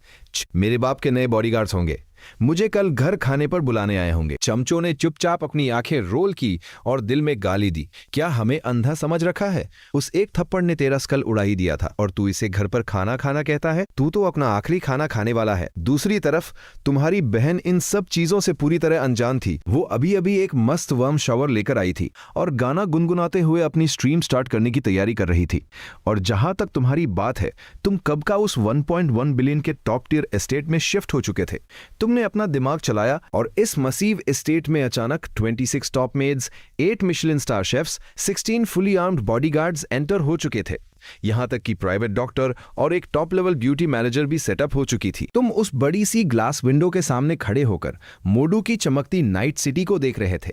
तुमने दिमाग में ऑलरेडी एक मास्टर प्लान बना लिया था। एक बार जब ओवरसीज मिशन से वापस आ जाओ तो बहन के बर्थडे पर पेरेंट्स को इस मोडू के अभेद किले जैसे एस्टेट में ले आओगे और उस टाइम देखोगे कि कौन तुम्हारी फैमिली का एक बाल भी बांका करने की हिम्मत करता है। तुम इस सैकड़ों स्क्वायर मीटर वाले मानशन के लेदर सोफा पर चौड़ी होकर लेटे हुए थे और टाइम पास के लिए बस शॉर्ट वीडियो स्क्रॉल कर रहे थे। जब से कार्ड में एंडलेस कैश आया है, जॉब पर जाने की जरूरत ही खत्म हो गई थी। अब बस आराम ही आराम है। अचानक डिंग, एक नोटिफिकेशन आया। तुम्हारी लिस्ट में मौजूद इकलौता फॉलो अकाउंट लाइव हो चुका था। तुम्हारी सगी बहन सू लिंगजुए। तुमने कैजुअली उसकी स्ट्रीम पर क्लिक किया। डैम, ये स्ट्रीम जिसमें नॉर्मली बस गिनती के लोग होते थे, तुम्हारे लेवल 47 वाले गॉड लेवल रिच इफेक्ट्स वाले अकाउंट के आते ही अचानक से अर्थक्वेक जैसा कमोशन शुरू हो गया, क्योंकि इस स्ट्रीम में हाईएस्ट लेवल वाले बस 20 to 30 लेवल के नोब्स ही आते थे। तुम्हारे एंटर करते ही उन लॉयल फैंस ने क्रेजी हल्ला मचाना शुरू कर दिया। पूरी स्क्रीन पर बस पागलों वाले कमेंट्स थे। वेलकम विलेज चीफ, क्या विलेज चीफ को वाइफ चाहिए? हमारी स्ट्रीमर ले लो। मैं तो मेल फैन हूं, पर मैं भी शादी करने को तैयार हूं। स्क्रीन पर इन वाइल्ड और ठरकी कमेंट्स को देखकर तुम्हारी हंसी छूट गई। तभी किसी ने उस ब्रदर मैन को मेंशन किया जो पिछली रात तुम्हारे पैसे के पावर से डर कर भागा था। तुमने इग्नोर मार दिया। उनकी फालतू थियरीज पढ़ने का किसके पास टाइम था? तुमने अपनी उंगलियां चलाई और सीधा बॉस वाले एटीट्यूड में टाइप किया, अपने ये मैच मेकिंग के ड्रामे बंद करो, मैं इस स्ट्रीमर का सगा बड़ा भाई हूं। ये लाइन देखते ही पूरी स्ट्रीम ब्लास्ट हो गई। स्क्रीन के दूसरी तरफ बैठे सू लिंगशुए का दिमाग ब्लैंक हो गया। वो कुछ प्रोसेस ही नहीं कर पा रही थी। उसके दिमाग में उसका भाई अभी ग्रेजुएट हुआ है और उसके पास लाखों रुपए कैसे आ गए? गिफ्ट्स देने के लिए पक्का ये कोई मजाक चल रहा है। लाइव चैट और भी ज्यादा जेलस और टॉक्सिक होने लगी। सब मजे ले रहे थे कि तुम इस छोटी लड़की को अपनी गॉड सिस्टर बना लो। तुमने अपनी आइडेंटिटी एक्सप्लेन करने का आलस ही आ रहा था। तुमने भी इस फ्लो के साथ जाते हुए सीधा एक एटीट्यूड वाली लाइन फेंक दी। कोई जवाब नहीं आने का मतलब है हाँ चलो, आज तुम्हारा भाई तुम्हें पेके मैच खिलाएगा। इतनी लो पॉपुलैरिटी से क्या उखाड़ लोगी? मैं तुम्हें सीधा टॉप पर बिठाऊंगा। सू लिंगसुए तुम्हारे इस डोमिनेटिंग सीईओ वाले ऑर्डर को हैंडल नहीं कर पाई और चुपचाप रैंडम मैचअप पर क्लिक कर दिया। स्क्रीन फ्लैश हुई और एक ऐसी नई स्ट्रीमर कनेक्ट हुई जिसके फेस पर बड़ा बड़ा लिखा था, मुझे पैसे चाहिए। सामने वाली स्ट्रीम की पॉपुलैरिटी यहां से डबल थी। उनके रैंक बोर्ड पर सारे 30+ लेवल के पुराने हेवी स्पेंडर्स बैठे थे। उस ग्रीन टी वाली फेक लड़की ने मुंह खोला ही था कि तुम्हें उल्टी आने लगी। ओ ये मेरे प्यारे ब्रदर्स, सामने वाली स्ट्रीम कितनी वीक है ना, प्लीज मेरी हेल्प करो और उन्हें हरा दो। उसकी उस ओवर एक्टिंग और फेक बेबी वॉइस ने तो शायद उसके नंबर 1 फैन को ब्रेन डैमेज ही दे दिया होगा। तुमने कोल्ड स्मक दिया। ऐसी अटेंशन सीकर और चीप हरकतें करने वाली लड़की से बात करने का क्या पॉइंट? अपना स्टाइल तो सीधा 1 हिट किल करने का है। तुम्हारी उंगलियां बिना रुके स्क्रीन पर टैप करने लगी। बूम, पूरे 100 कार्निवल्स ऐसे डैजलिंग इफेक्ट्स स्क्रीन पर गिरे जैसे उनकी कोई औकात ही ना हो, बस फ्री में बरसाए जा रहे हो। ऑपोजिट स्ट्रीम का प्रोग्रेस बार जो एक सेकंड पहले हवाबाजी कर रहा था, तुमने उसे इंस्टेंटली ऐसी डेडलाइन में क्रश कर दिया कि उसमें गैप तक नहीं बचा। तुम्हारा अकाउंट लेवल डायरेक्ट रॉकेट की तरह शूट होकर लेवल 52 पर जा पहुंचा। स्क्रीन के सामने बैठी सू लिंगशुए की आंखें फटकर बाहर आने को थी। डर के मारे उसके छोटे हाथ हिलने लगे। उसे टेंशन होने लगी कि कहीं इस सो कॉल्ड बड़े भाई की इंटेंशंस उसके लिए गलत ना हो। और लाइव चैट के पब्लिक ने तो अपना आपा ही खो दिया था। पूरा चैट सेक्शन कंप्लीटली बर्स्ट हो चुका था। Dam, village chief boss level OP, ये तो साला जिंदा गॉड ऑफ वेल्थ धरती पर उतर आया है। एक साथ 4 लेवल जंप, ये बिल्कुल ब्रूटाल था। कुछ मत बोलो, बस आगे स्पैम करते रहो। वहीं सामने वाली उस फेक बेबी वॉइस वाली लड़की को देखा जो एक सेकंड पहले अग्रेसिव होकर वोट मांग रही थी। अब इस मसीव वोट गैप को देखकर शॉक के मारे उसके फेस पर लगा पाउडर तक झड़ने लगा। उसके वो सारे ब्रोक स्पॉन्सर्स अगर मिल भी जाएं तो वो तुम्हारे एक लेग हेयर के बराबर भी नहीं थे। उस ग्रीन टी बिच ने अपना दिमाग लगाया और अपने खुद के फैंस को इग्नोर करते हुए सीधा कैमरा से पीछे हटी। उसने एक ऐसी व्हाइट टॉप पहनी जो कुछ ज्यादा ही रिवीलिंग और छोटी थी और बाउंस करते हुए आके डायरेक्ट कैमरा के सामने अपने एसेट्स शो ऑफ करने लगी। साफ था कि वो स्क्रीन के थ्रू तुम्हारे जैसे एक असली गॉड लेवल बॉस को सिड्यूस कर रही थी। सु लिंगजुए ने ऐसी बेशर्मी पहले कभी नहीं देखी थी। शर्म से उसका छोटा चेहरा लाल हो गया। क्लिक, उसने घबराकर जबरदस्ती स्ट्रीम डिस्कनेक्ट कर दी। सामने वाली उस लड़की के थर्स्टी डेस्परेट मेल फैंस पूरी तरह तिल्ट हो गए। वो सब एक ही बार में तुम्हारी बहन की स्ट्रीम में घुस आए और भिखारियों की तरह गिड़गिड़ाने लगे, लग्जरी कार स्पैम करके रिकनेक्ट करने की मांग करने लगे। तुम स्क्रीन पर चल रहा ये ड्रामा देख रहे थे, पर तुम्हारे दिल में एक इमोशन भी नहीं था, बल्कि हंसी आ रही थी। तुमने कोडली सिर्फ 4 वर्ड्स टाइप किए, नेक्स्ट पे के कंटिन्यू करो, और तुमने सु लिंगजुए को पे के अरेना में सीधा अनस्टॉपेबल किलिंग स्ट्रीक पर डाल दिया। सामने कोई भी हो, तुम्हारे स्टाइल के मुताबिक तुम सीधे 100 कार्निवल्स उनके मुंह पर मारते थे। तुम ओपोनेंट को पूरी तरह जमीन पर धूल चटा देते। उन्हें काउंटर अटैक का एक चांस तक नहीं मिलता था। स्ट्रीम की पॉपुलैरिटी कंप्लीटली ब्लास्ट हो चुकी थी। तुम्हारा वो अकाउंट देखते ही देखते लेवल 59 पर शूट हो चुका था और लेवल 60 के माइलस्टोन से बस एक स्टेप दूर था। नीचे चैट बॉक्स में लोग पागल हुए जा रहे थे और तुम्हें गॉड मानकर पूज रहे थे। विलेज चीफ अल्टीमेट बॉस है, ये अपग्रेड स्पीड लिटरली इनसेन है। सु लिंगजुए कैमरा के सामने बैठी हुई कंप्लीटली नम हो चुकी थी। एक ही रात में 1 मिलियन से ज्यादा उड़ा दिए गए। ये उस जैसे रुकी स्ट्रीमर के लिए एक ऐसा एस्ट्रोनॉमिकल फिगर था जिसके बारे में वो सपने में भी नहीं सोच सकती थी। पहले तो उसने सोचा था कि इस मैच के बाद सीधा ऑफलाइन चली जाएगी, पर किसे पता था कि 3 सेकंड्स बाद रैंडम मैच मेकिंग ने एक ऐसा ओपोनेंट ढूंढ लिया जिसने स्ट्रीम में एक धमाकेदार एटमॉस्फेयर सेट कर दिया। सामने एक हैंडसम सूट पहने मेल स्ट्रीमर था जिसके पीछे एक काफी प्रोफेशनल स्टेज सेटअप था। उसके 1 मिलियन से भी ज्यादा फॉलोअर्स थे और उसकी स्ट्रीम की पॉपुलैरिटी तुम्हारी बहन की स्ट्रीम से 10 फोल्ड ज्यादा थी।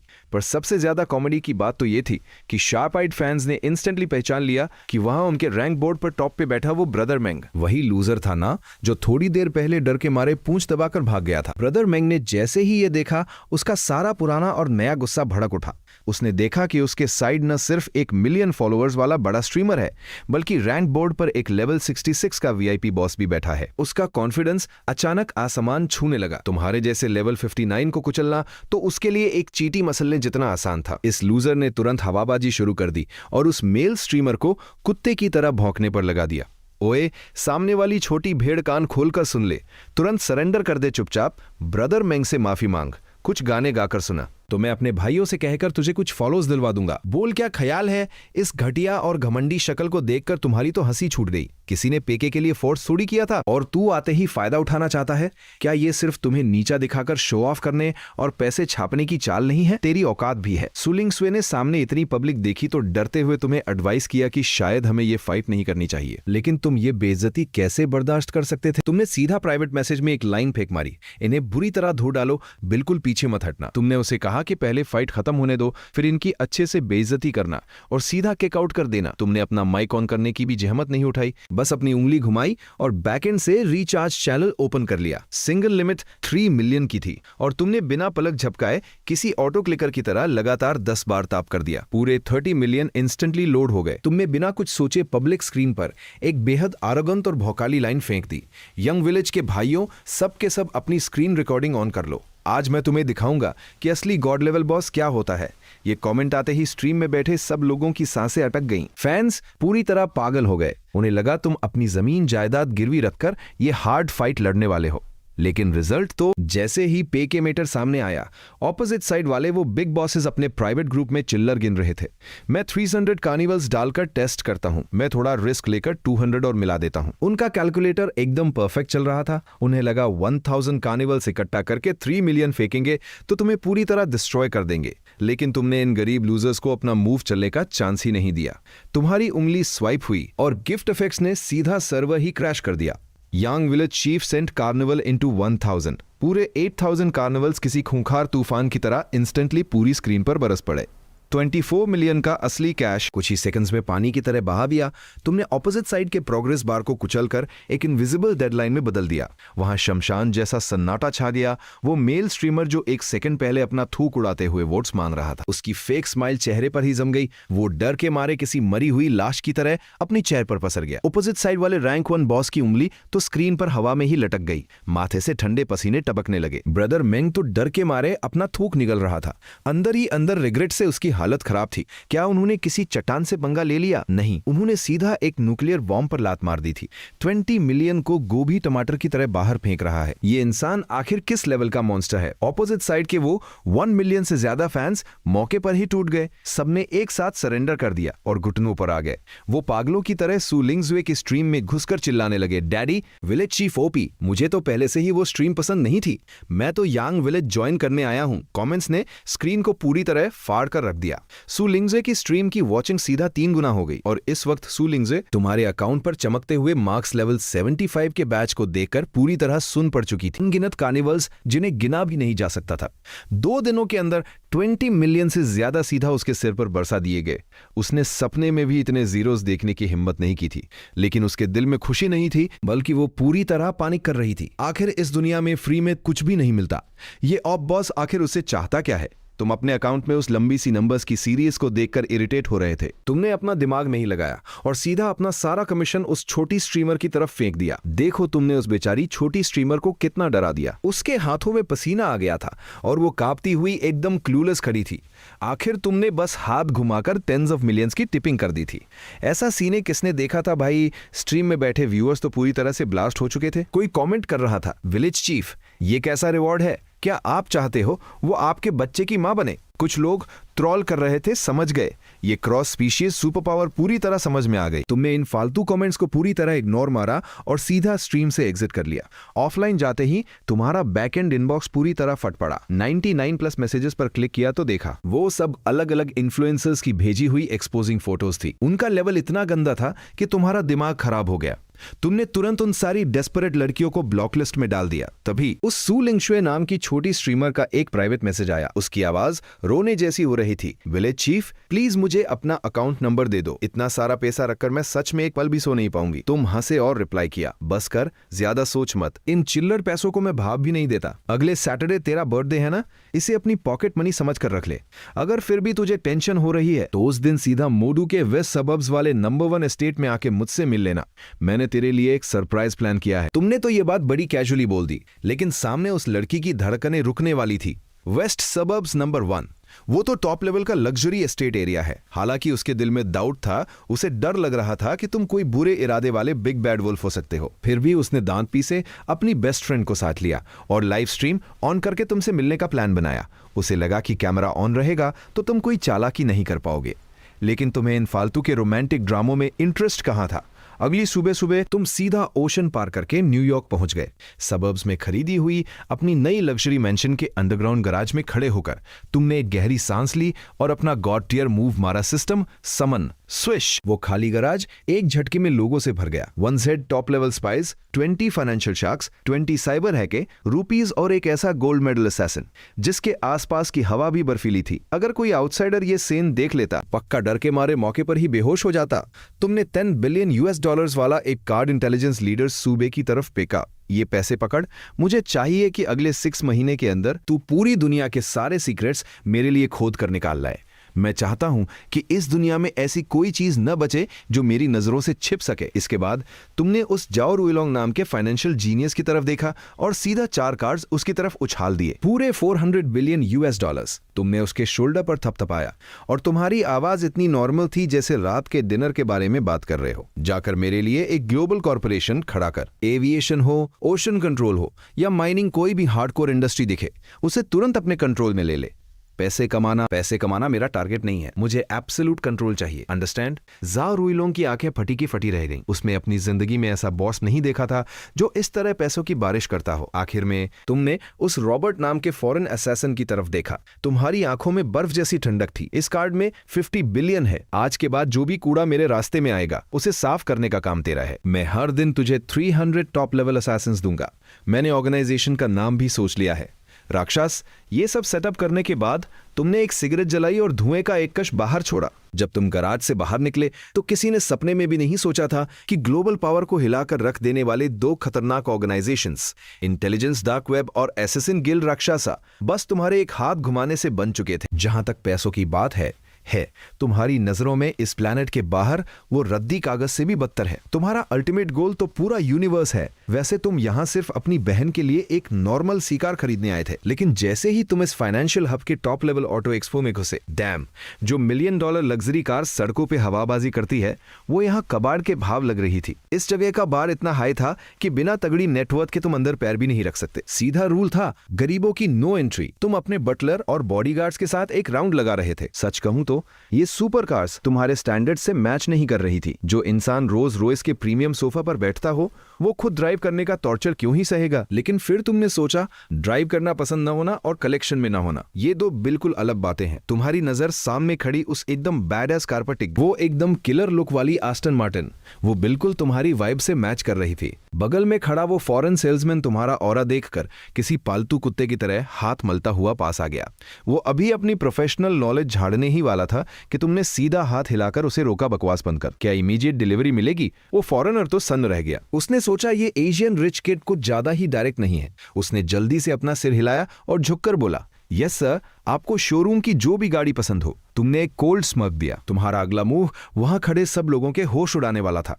तुम अपनी उंगली से ऐसे पॉइंट कर रहे थे जैसे सड़क किनारे ढाबे पर ऑर्डर दे रहे हो। ये मार्टिन, ये बुगाटी और वो दोनों फिरारी लफेरारी, ब्लैक और रेड मुझे दोनों चाहिए। ओ रेड, उन दोनों कॉनिक 6 को भी पक कर दे।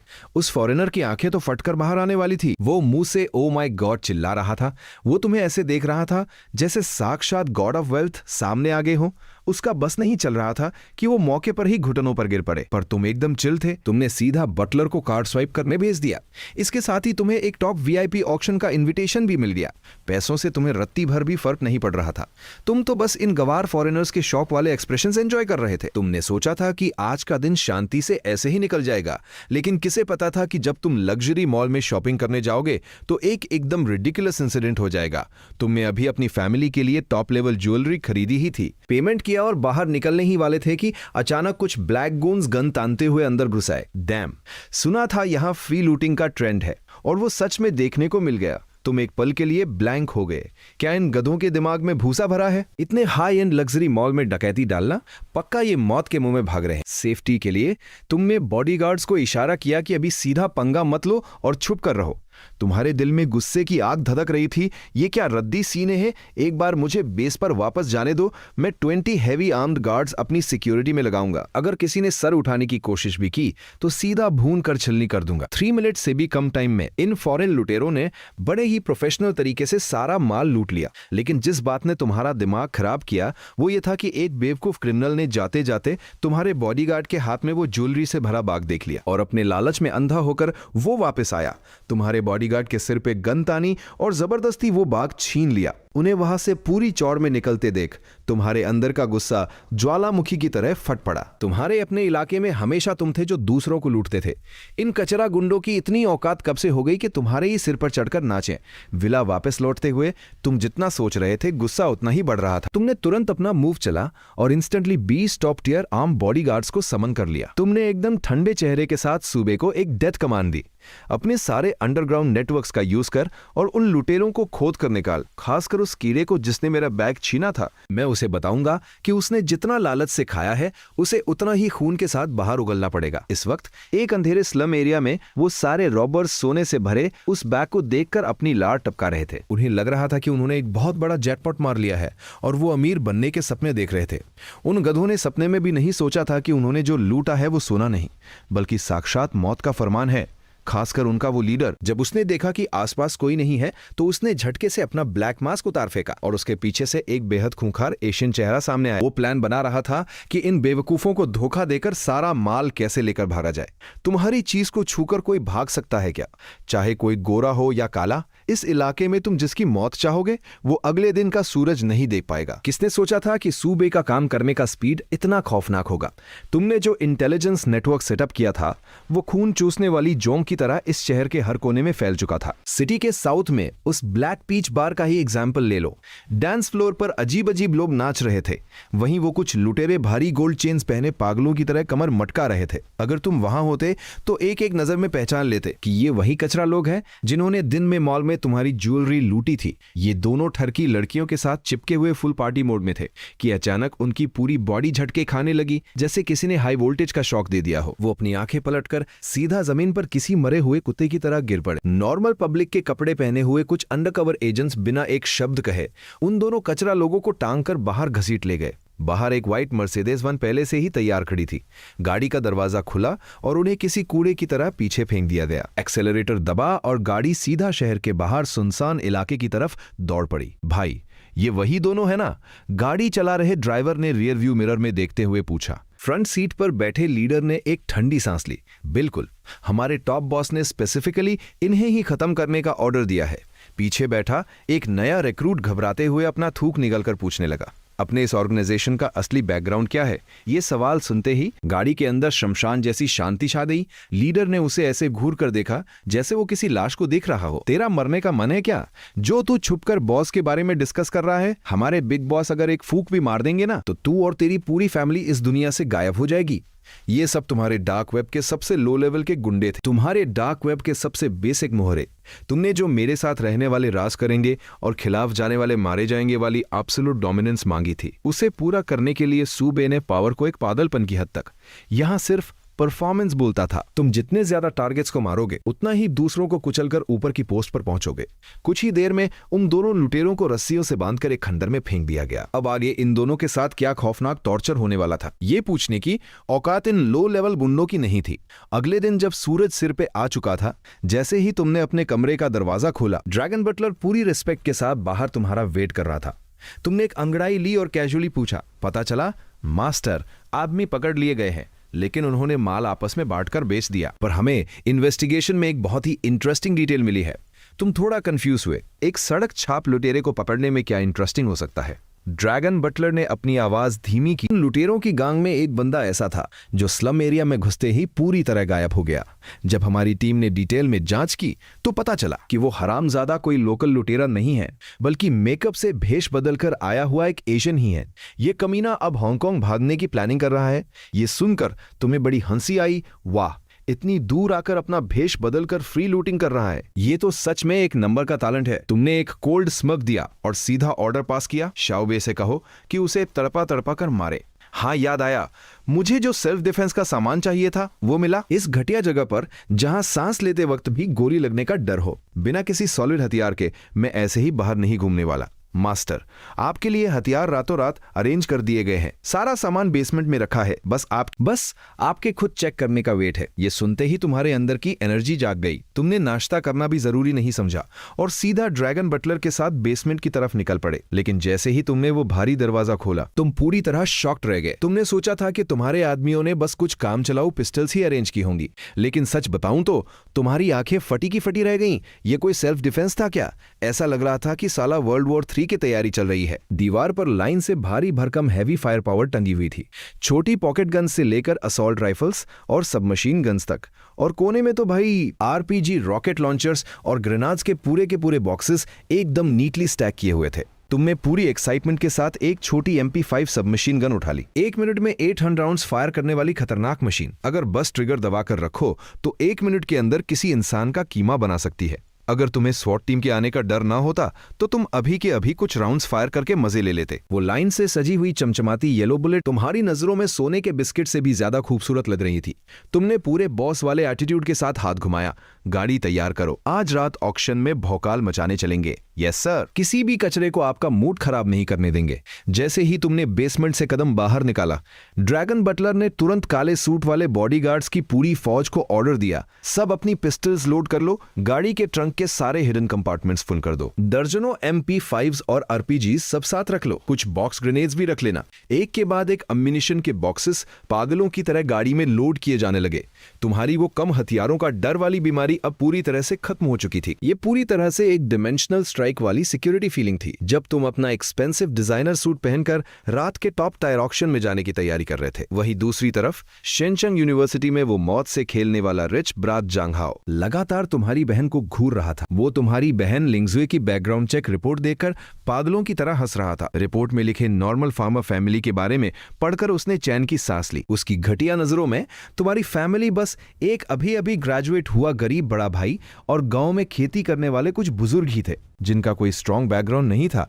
और जहां तक कुछ रातों पहले तुम्हारी भिजवाई हुई उस डेथ वार्निंग का सवाल है, वो बेवकूफ उसे कब का भूल चुका था। उसका ओवर कॉन्फिडेंस इतना ज्यादा था कि वो सोचने लगा कि तुम जैसे मिस्टीरियस यंग मास्टर उसके जूते साफ करने के लायक भी नहीं हो। जिस शिकार पर मैंने नजर डाल दी वो आज रात हर हाल में मेरा होगा। जांग हाओ ने अपने होठ चाटे और एक घिनौनी स्माइल के साथ अपना फोन निकाला। उसने तुरंत उन ग्रीन टी रूममेट्स को टेक्स्ट किया जिन्हें वो पहले ही पैसे खिला चुका था। पैसे मिल जाएंगे, आज रात प्लान के हिसाब से काम होना चाहिए। उसी वक्त गर्ल्स हॉस्टल में उन तीनों मतलबी ग्रीन टी रूममेट्स ने एक दूसरे को इशारा किया और तुरंत सू लिंगजुए को घेर लिया। उनके उस फेक रोने धोने और इमोशनल ब्लैकमेल ने तुम्हारी बहन को जो अपना वीडियो एडिट करने वाली थी जबरदस्ती एक केटीवे में खींच लिया। और इन बेवकूफों को यह आइडिया तक नहीं था कि जैसे ही उन्होंने केटीवे के मेन डोर के अंदर कदम रखा, एक बेहद लो प्रोफाइल ब्लैक सेडान किसी भूत की तरह बाहर आकर रुकी।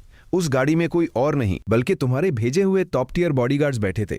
दो पहाड़ जैसे जायंट बॉडीगार्ड्स सीधे केटीवे के अंदर घुसे और तुम्हारी बहन के बगल वाले प्राइवेट रूम का दरवाजा खोल दिया। अंदर कुछ स्ट्रीट थग्स बैठे थे जो अभी भड़कने ही वाले थे, पर तुम्हारे आदमियों ने एक शब्द भी वेस्ट नहीं किया। धड़ाम कैश की एक मोटी गड्डी सीधा टेबल पर दे मारी। ये रूम हमें चाहिए, निकलो यहां से। उनकी आवाज इतनी कोल्ड और खतरनाक थी कि रेफ्यूज करने का कोई चांस ही नहीं था। बॉडीगार्ड्स के उन सैंडबैग जितने बड़े मुक्कों को देखकर उन गुंडों के पसीने छूट गए। उन्होंने पैसे उठाए और वहां से दुम दबाकर भागने में ही अपनी भलाई समझी। वहीं बगल वाले रूम में माहौल पहले से ही बेहद अजीब और टेंस हो चुका था। सू लिंगजे उन तीनों रूममेट्स को देख रही थी जो माइक छोड़कर सिर्फ अपना सर झुकाए फोन पर टेक्स्ट करने में लगी थी। उसके दिमाग में खतरे की घंटी बजने लगी। वो कोई बेवकूफ नहीं थी। उसने तुरंत खड़े होकर वॉशरूम जाने का बहाना बनाया, पर तभी उनमें से एक ग्रीन टी रूममेट ने अजीब सी नजरों से देखते हुए उसके साथ जाने की जिद पकड़ ली। सू लिंगजुए का दिल बैठ गया। अब उसे इन लोगों की असली शक्ल पूरी तरह समझ आ चुकी थी। उसने अपनी मुट्ठी भींच ली और तय किया कि रूम से बाहर निकलते ही सीधा स्ट्रीट की तरफ भागेगी।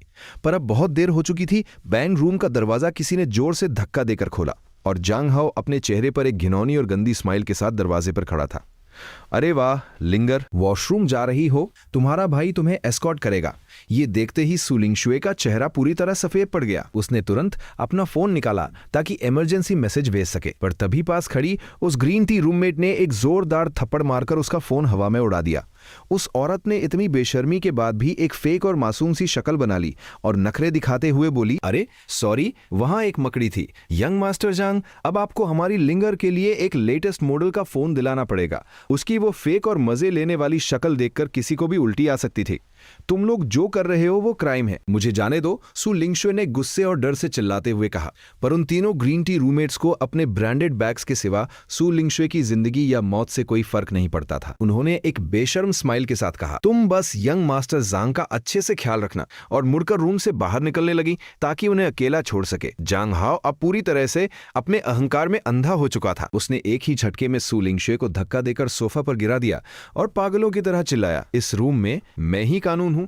पर जैसे ही उन तीनों ग्रीन टी लड़कियों ने बाहर जाने के लिए दरवाजा खोला, उनके चेहरों की हंसी पूरी तरह जम गई। अगले ही पल वो तीनों औरतें ऐसे चीखने लगीं जैसे उन्होंने दिन दहाड़े कोई खौफनाक भूत देख लिया। डर के मारे चीखते हुए वो लड़खड़ाकर वापस रूम के अंदर गिर पड़ी।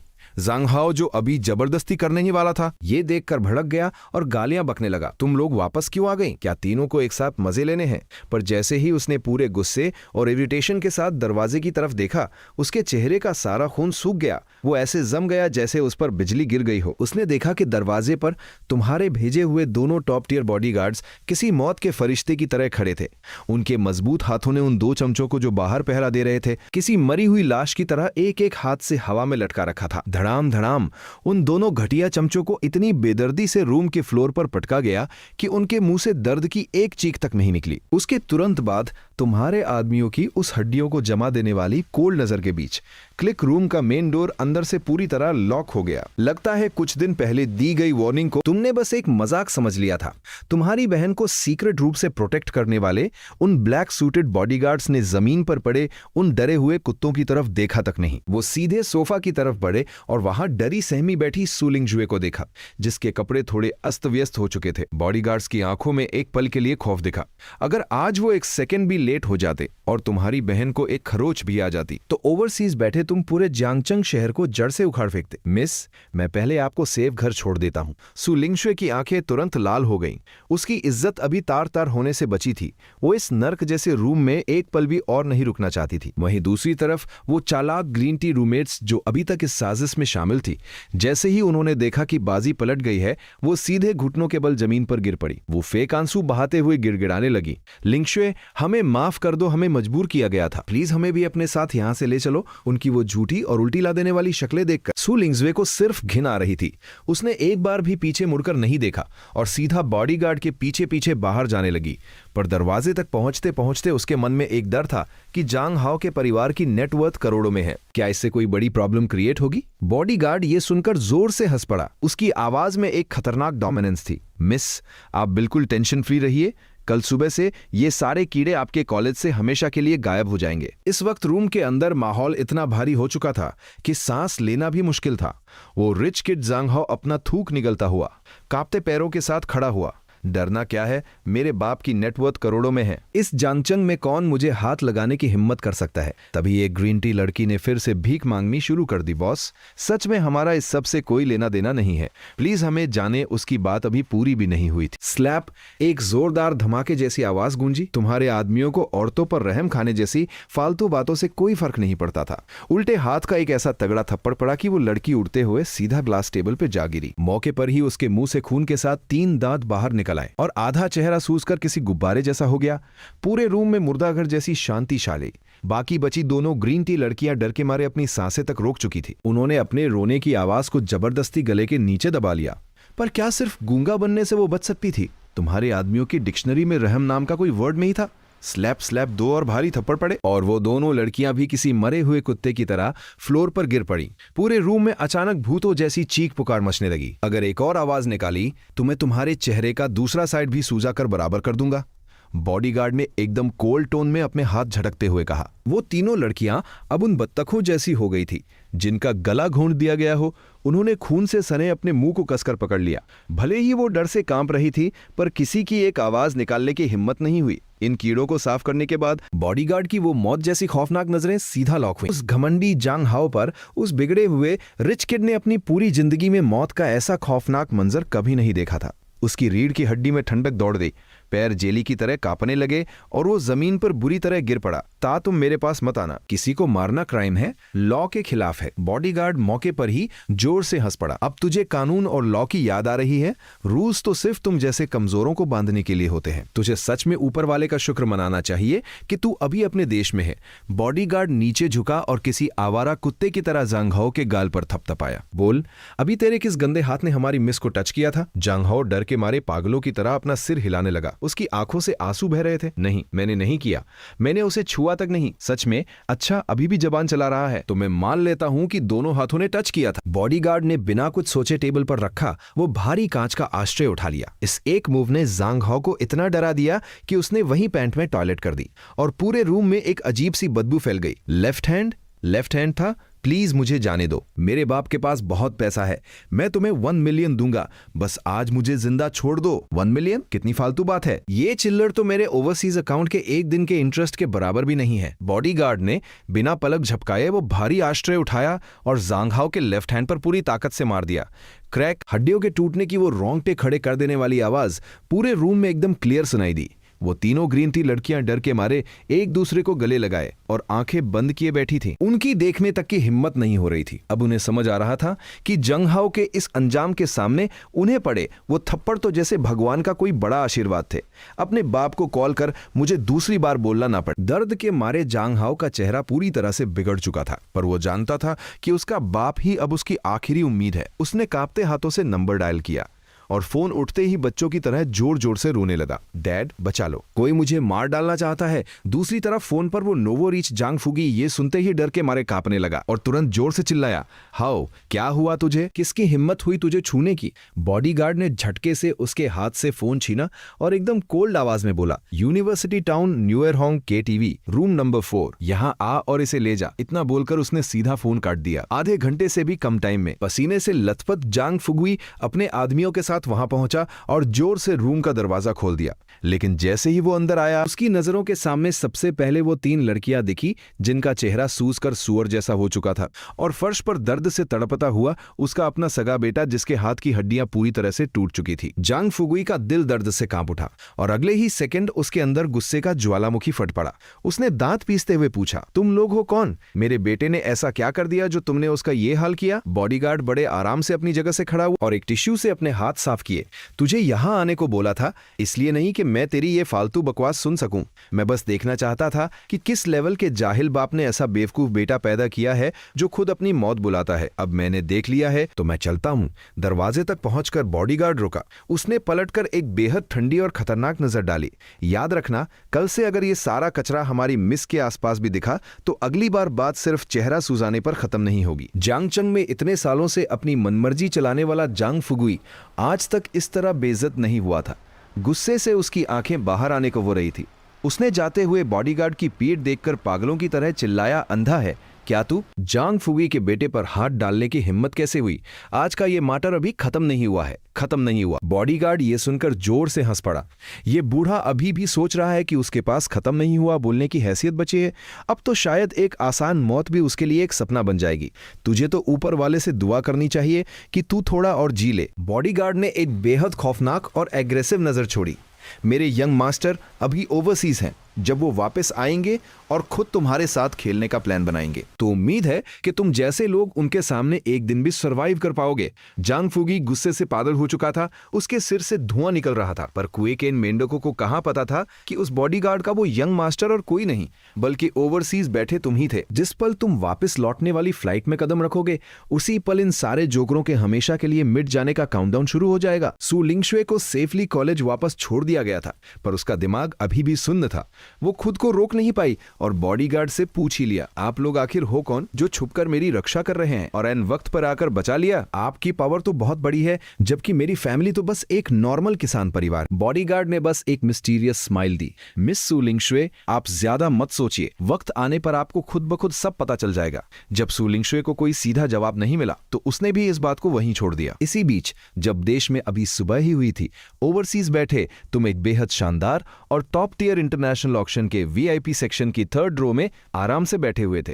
तुम बोर होकर अपना फोन स्क्रॉल कर रहे थे। सु लिंगशुए के साथ जो हुआ उसकी सारी डिटेल्स तुम्हारे पास आ चुकी थीं।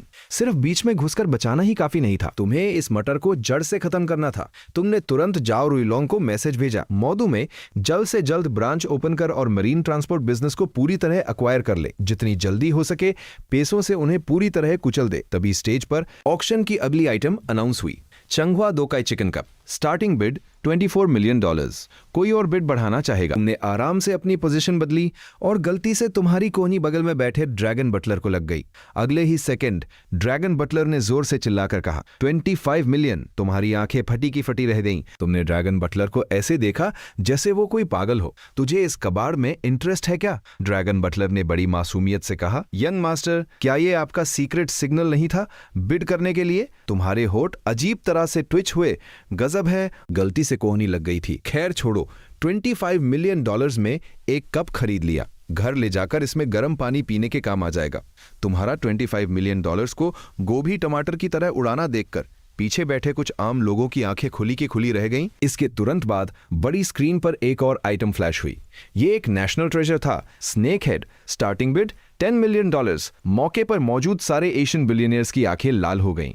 वो जान लगाकर बिद बढ़ा रहे थे, लेकिन तभी एक ओवर कॉन्फिडेंट फॉरेनर ने खड़े होकर चिल्लाया 130 मिलियन। पूरे हॉल में सन्नाटा छा गया। ये प्राइस पूरी तरह से लिमिट क्रॉस कर चुका था। उस फॉरेनर को लगा कि अब वो पक्का जीत गया है और उसका घमंड 7वें आसमान पर था। उसे लगा वो बाजी मार चुका है और अपनी नाक हवा में उठाकर खड़ा था। तुमने बिना पलक झपकाए कैजुअली कहा, ड्रैगन बटलर। ड्रैगन बटलर तुरंत इशारा समझ गया। उसने अपना प्लाकार्ड उठाया और बड़े आराम से एक नंबर बोला, 150 मिलियन। बूम। पूरे हॉल ने एक साथ शॉक में सांस खींची। सब लोग तुम्हें ऐसे घूर रहे थे जैसे उन्होंने कोई भूत देख लिया हो। ये 150 मिलियन डॉलर्स थे भाई। इतने में तो एक पूरी कंपनी खरीदी जा सकती है। उस फॉरेनर के चेहरे का सारा गुरूर चकनाचूर हो गया और वो बिना एक आवाज निकाले चुपचाप बैठ गया। उसके तुरंत बाद शीप हेड को ऑक्शन के लिए लाया गया। तुमने बिना एक सेकंड सोचे फिर से पैसे फेंके और उसे भी खरीद लिया। पूरा हॉल पूरी तरह से नम हो चुका था और बात यहीं खत्म नहीं हुई। आगे आने वाले दर्जनों आंटिक आइटम्स को तुमने ऐसे खरीदा जैसे तुम किसी सस्ते डॉलर स्टोर से होलसेल में सामान उठा रहे हो। तुमने अपने इस पागलपन वाले पैसे के पावर से वहां बैठे हर इंसान के मुंह पर ताला लगा दिया था। ऑक्शन खत्म होने के बाद तुम अपनी खरीदी हुई उन दर्जनों नायाब चीजों के साथ उस बुलेट प्रूफ रोल्स रॉयस में जाकर बैठ गए। तुम्हारे आगे और पीछे 5 रेंज रोवर्स का कॉन्वॉय चल रहा था। जैसे ही कॉन्वॉय शहर के बाहर निकला, ड्राइवर ने अचानक ब्रेक मार दी। यंग मास्टर, हमारे पीछे कुछ ऐसे लोग लगे हैं जिन्हें अपनी मौत का डर नहीं है। तुम्हारा चेहरा एकदम कोल्ड हो गया। डैम, कल जो मॉल में चोरी हुई थी उसका गुस्सा अभी तक ठंडा नहीं हुआ है और आज फिर से कुछ अंधे बेवकूफ सामने आ गए। इन्हें सच में लगता है कि 2-4 सस्ती पिस्टल्स लेकर ये मुझे लूट लेंगे। तुमने एक कोल्ड स्मग दी। इन्हें सबर्ब्स की तरफ ले चलो। आज इनके लिए कोई बढ़िया सी जगह देखकर इन्हें वहीं दफनाएंगे। तुम्हारी गाड़ियों का कॉन्वॉय तेजी से एक सुनसान और बंजर इलाके की तरफ बढ़ा। पीछे आ रही वो 3 खटारा कारें और 7-8 मोटरसाइकिल्स अभी भी यही सोच रही थी कि उन्होंने आज कोई बड़ी मछली फंसा ली है और वो लगातार पीछा कर रहे थे। तुमने ऑर्डर दिया। तुम्हारी चारों रेंज रोवर्स ने अचानक घूमकर पूरी सड़क ब्लॉक कर दी। इससे पहले कि सामने वाले लुटेरे कुछ समझ पाते, तुम्हारे वो खूंखार बॉडीगार्ड्स बाहर निकले और उन्होंने गाड़ियों के पीछे बने अंदर से क्या निकला? आरपीजी रॉकेट लॉन्चर से भरे हुए पूरे के पूरे बॉक्सेस। हर बॉडीगार्ड के हाथ में fully loaded MP5 submission gun थी और उनकी बेल्ट पर हाई एक्सप्लोजिव ग्रेनेड्स लटक रहे थे। वो सड़क छाप लुटेरे जो तुम्हें लूटने आए थे। ये चेनें देखकर मौके पर ही उनकी पेंट गीली हो गई। बॉस, हम तो बस थोड़े पैसे लूटना चाहते थे। तुमने तो पूरी की पूरी आर्मी ही बुला ली। कौन नॉर्मल इंसान बिजनेस मीटिंग में आरपीजी लेकर घूमता है? इससे पहले कि वो लोग रहम की भीख मांगते, तुम्हारे एक बॉडीगार्ड ने आरपीजी कंधे पर रखा सबसे आगे वाली कार पर निशाना लगाया और फायर कर दिया। बूम। एक कान फाड़ देने वाला धमाका हुआ और वो कार हवा में उड़ते हुए आग के गोले में बदल गई। ये खौफनाक ब्लास्ट देखकर पीछे वाले मोटरसाइकिल राइडर्स की तो रूह कांप गई। वो लोग पागलों की तरह अपनी बाइक घुमाकर वापस भागने की कोशिश करने लगे। तुम पहले गाड़ी से बाहर नहीं आना चाहते थे, पर बाहर का ये एक्शन देखकर तुम्हारे हाथों में भी खुजली होने लगी। तुमने कार का दरवाजा खोला और ड्रैगन बटलर से एक MP5 लेकर गाड़ी की आड़ में खड़े हो गए और उन भागते हुए डरपोक कुत्तों पर गोलियों की बौछार कर दी। मजा आ गया। Damn crazy fun. कुछ छोटी मोटी पिस्टल्स लेकर तुम्हारी भारी भरकम हथियारों वाली आर्मी से भिड़ना बिल्कुल पत्थर पर अंडे मारने जैसा था। कोई मुकाबला ही नहीं था। उन लुटेरों की सस्ती बंदूकों ने मुश्किल से कुछ गोलियां ही चलाई थी, जबकि तुम्हारे हेवीली आर्म्ड बॉडीगार्ड्स ने तब तक कई मैगजीन्स खाली कर दी थी। 800 राउंड्स पर मिनट वाली भारी फायर पावर। क्या तुमने सोच रखा था कि मैं यहां तुम्हारे साथ घर घर खेलने आया हूं? इस वक्त तुम क्या कर रहे थे? तुम बस उस MP5 सबमिशन गन का ट्रिगर दबाकर इस शूटिंग को एक गेम की तरह एंजॉय कर रहे थे। तभी तुम्हारी नजर अचानक एक अजीब सी सफेद चीज पर पड़ी। गोलियों की इस खौफनाक बारिश के बीच एक छोटी सी सफेद भेड़ शांति से सिर झुकाए घास चर रही थी। तुमने एक कोल्ड स्मग दी। किसकी भेड़ है ये, जिसे रूल्स बिल्कुल नहीं पता? तुमने सीधा उस पर एम किया और ट्रिगर दबा दिया। दादा, गोलियों की एक बौछार सीधा उसकी तरफ निकल गई, पर साला नतीजा क्या निकला? सारी गोलियां घास पर जा गिरी और उस नन्ही भेदर का एक बाल तक बांका नहीं हुआ। उल्टा उसने सिर उठाकर तुम्हारी तरफ देखा और म्यां किया। उसकी आंखों में तुम्हारे लिए साफ नफरत और बेइज्जती थी। क्या तुम ये बर्दाश्त कर पाते? तुम तो गुस्से से आग बबूला हो गए। तुमने अपनी गन झट से लॉन्ग बटलर की गोद में फेंकी और सीधा बॉडीगार्ड के हाथ से एक आरपीजी रॉकेट लॉन्चर छीन लिया। तुमने उसका बैरल अपने कंधे पर टिकाया और दांत पीसते हुए एम लगाया। साले, आज मैं भी देखता हूं कि तेरी किस्मत जीतती है या मेरा शल। बेचारी मासूम सी भेड़ सीधा धमाके के साथ आसमान में गोल गोल घूमने लगी। दूर मिट्टी के टीले के पीछे छुपा चरवाहा अपनी भेड़र को उड़ता देख इतना डर गया कि उसकी सांस तक अटक गई। उसे लगा कि अगला शेल कहीं सीधा उसे ही ऊपर ना पहुंचा दे। 5 मिनट भी नहीं हुए और ये लड़ाई एक तरफा खत्म हो गई। तुम अपनी बुलेट प्रूफ रोल्स रॉयस में बैठकर शान से वापस निकले। गाड़ी में बैठते ही तुमने लॉन्ग बटलर को ऑर्डर दिया कि रास्ते के सारे सीसीटीवी फुटेज मिटा दिए जाएं। सिस्टम से मिले उस टॉप लेवल हैकर के लिए जो पेंटागन के नेटवर्क में भी आसानी से घुस सकता है, एक छोटा सा कैमरा हैक करना तो बच्चों का खेल था, सीधा सीधा डायमेंशनल स्ट्राइक जैसा। तुम्हें अच्छी तरह पता था कि FBI वाले इस धमाके की खुशबू सूंघते हुए जरूर मुसीबत खड़ी करने आएंगे। विला पहुंचते ही तुमने सिस्टम से मिले टॉप लेवल लॉयर को समन कर लिया। जैसा सोचा था, अगले दिन सुबह सुबह ही पुलिस की गाड़ियों ने घर का दरवाजा घेर लिया। तुम नींद खराब होने के गुस्से में गर्म दूध का गिलास थामे नीचे तमाशा देखने आए। वहां तुम्हारे 2 जुनूनी लॉयर्स उन पुलिस वालों पर कानूनी अल्फाजों के ऐसे तीर छोड़ रहे थे कि उनके पास बोलने को कुछ बचा ही नहीं। 2 मिनट भी नहीं बीते थे कि वो पुलिस वाले बिना किसी सबूत के वहां से दुम दबाकर भाग निकले।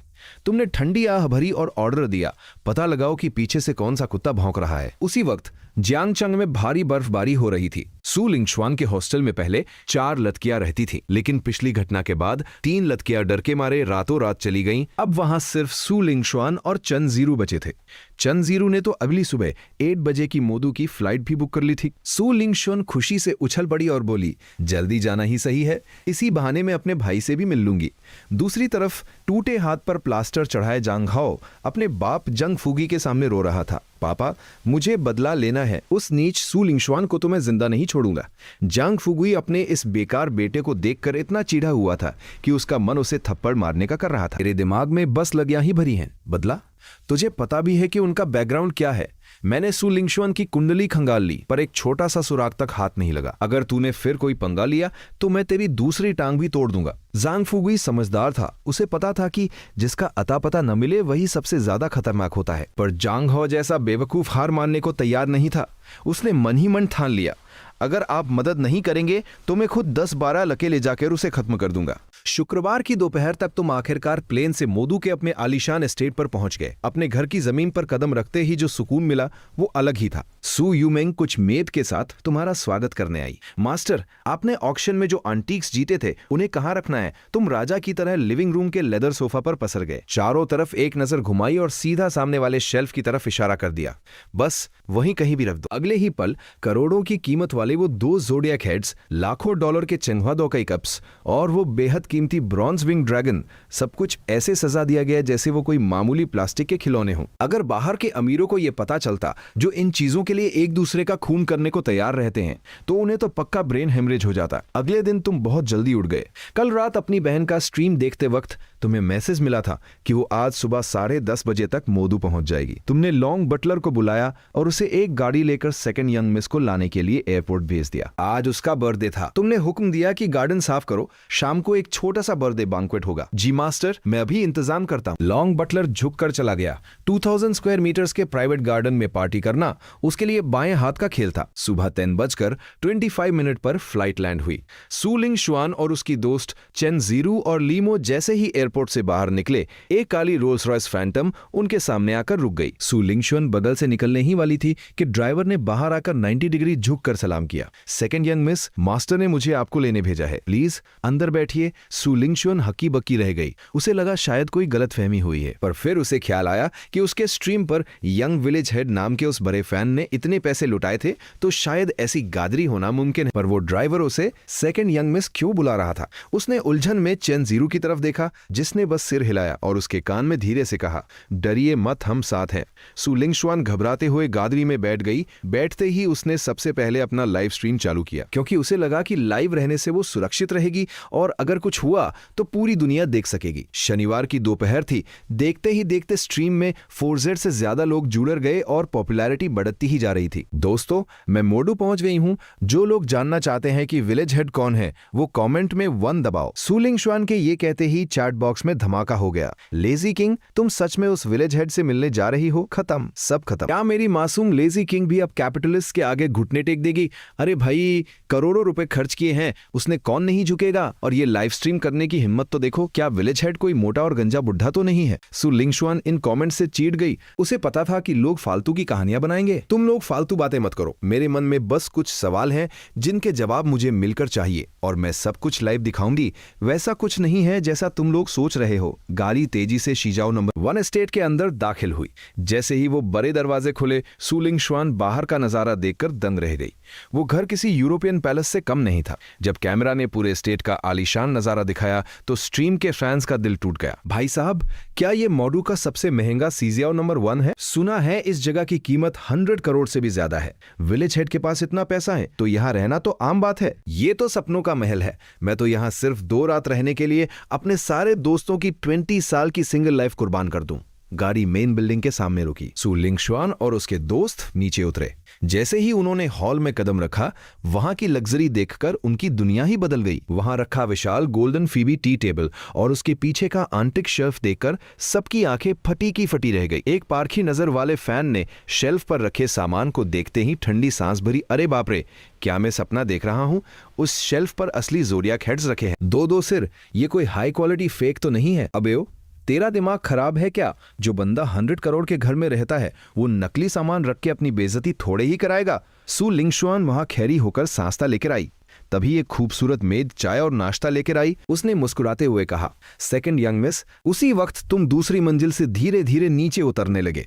तुम्हारे चेहरे पर एक शरारती मुस्कान थी। तुम अपनी बहन के चेहरे के एक्सप्रेशन देखने के लिए बेताब थे। आहट सुनते ही सु लिंगशुआन ने ऊपर देखा और अगले ही पल वो सोफा से ऐसे उछली जैसे कोई स्प्रिंग हो। उसकी आंखें बाहर आने को थी और वो पागलों की तरह चिल्लाई, भाई तुम यहाँ क्या कर रहे हो? उसने हजारों मुमकिन और नामुमकिन चेहरे सोचे थे, पर यह कभी सपने में भी नहीं सोचा था कि उसका वो विलेज हेड फैन और कोई नहीं बल्कि उसका अपना सगा भाई है। हैरानी, खौफ और जबरदस्त खुशी सब कुछ उसके दिमाग में एक साथ गूंज उठा। स्ट्रीम पर तो मानो तूफान आ गया। रुको, लेजी किंग ने उसे भाई कहा। साला विलेज हेड तो इसका अपना सगा भाई निकला। हम जैसे नल्ले अपनी जेब खाली करके करोड़पति की बहन को गफ्स दे रहे थे। असली जोकर तो हम निकले। पर सु लिंगशुआन के होश तब और उड़ गए जब उसकी सहेलियां चनजीरू और लीमो, जो हमेशा उसके साथ रहती थी, तुम्हें देखते ही एकदम सावधान खड़ी हो गई। मास्टर, इस पल सु लिंगशुआन पूरी तरह सुन पड़ गई। मास्टर, इस पल सु लिंगशुआन पूरी तरह सुन पड़ गई। उसे अब जाके समझ आया कि उसके आसपास के सारे लोग तुम्हारे भेजे हुए थे और सिर्फ वही एक बेवकूफ थी जिसे खबर तक नहीं थी। तुम जोर से हंसे और उसकी तरफ बड़े। हा 02 सरप्राइज कैसा लगा? हैरान रह गई ना? चनजीरू ने बड़ी समझदारी से उसका फोन अपने हाथ में ले लिया। सेकंड यंग मिस, मैं पकड़ लेती हूँ। सु लिंगशुआन अब खुद को रोक नहीं पाई और दौड़कर तुम्हारे गले लग गई। उसकी आंखों में आंसू थे। उसे अब समझ आया कि उसका भाई हमेशा अंधेरे में रहकर उसकी ढाल बना हुआ था। KTV में उसे बचाने वाले वो खूंखार लोग भी तुम्हारे ही भेजे हुए थे। गंदे भाई, ये कैसा सरप्राइज है? तुमने तो मेरी जान ही निकाल दी थी। पर थैंक यू भाई। तुमने प्यार से उसके सिर पर हाथ फेरा, पर तुम्हारी नजरें अचानक बर्फ की तरह ठंडी और जानलेवा हो गईं। तुम्हें पता था कि वो क्या कहना चाह रही है। फिक्र मत कर, जिसने भी तुझे हाथ लगाने की जरूरत की है, मैं उनमें से एक को भी नहीं छोड़ूंगा। फिर तुम वापस मुस्कुराए। चल, आज तेरा बर्थडे है, मैं तुझे एक और बड़ा सरप्राइज दिखाता हूँ। इस वक्त स्ट्रीम के फैंस पूरी तरह बेकाबू हो चुके थे। भाई, ये तो फिल्मों जैसा ट्विस्ट है। कल तक जो लड़ी साधारण थी, आज वो अरबपति राजकुमारी बन गई। राजकुमारी का महल में स्वागत है। भाई, क्या भौकाल है? मुझे तो ये रिच ब्रदर वाला सीन बहुत पसंद आया। ठीक उसी वक्त जियांगचंग से उड़ी एक फ्लाइट के फर्स्ट क्लास में तुम्हारे माँ बाप बादलों को देखकर हैरान परेशान थे। आज सुबह जब तुम्हारा फोन आया तब उन्हें पता चला कि बदोस का वो नेक दिल नया बदोसी भी तुम्हारा ही भेजा हुआ बंदा था।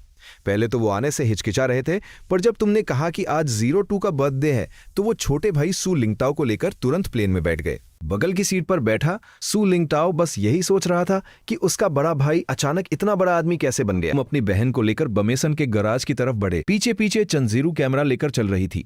जैसे ही लिफ्ट का दरवाजा खुला, सबकी सांसें थम गईं। वो गराज नहीं बल्कि दुनिया की सबसे महंगी कार्स की एग्जीबिशन लग रही थी। 6 bullet proof Range, Rover, ₹2 black knights, Rolls और बीच में खैड़ी 6.5 मीटर लंबी मेबाच पुलमन S 680 किसी भीमकाय दानव जैसी लग रही थी। पर यह तो बस शुरुआत थी। असली धमाका तो अंदर खेड़ी 6 सुपरकार्स थी। फेरारी ला फेरारी का पूरा जोड़ा, बुगाटी, एस्टन मार्टिन वैल्करी, केनिगसेग जेस्को और वो नायाब अपोलो। सु लिंगशुआन का दिमाग पूरी तरह क्रैश हो गया। वो बुत बनकर खड़ी रह गई। उसकी जुबान साथ नहीं दे रही। स्ट्रीम की चैट तो मानो जल उठी। भाई, ये क्या जन्नत है? क्या मैं अंधा हो गया हूँ? वो मेरी सपनों की कार लफेरारी है, वो भी 2-2। विलेज हेड, तुम तो भगवान निकले। ये कार्स का कलेक्शन देखकर तो देश का सबसे अमीर आदमी भी घुटनों पर आ जाए। तुम में अपनी जेबों जेबों में हाथ डाला और बड़ी सादगी से पूछा, जैसे सब्जी खरीद रहे हो, बगुइया बता कौन सी पसंद है, जो भी अच्छी लगे उसे अपनी बर्थडे गिफ्ट समझ कर ले जा। सू लिंगशुआन ने कांपते हाथों से एक सुपरकार की बॉडी को छुआ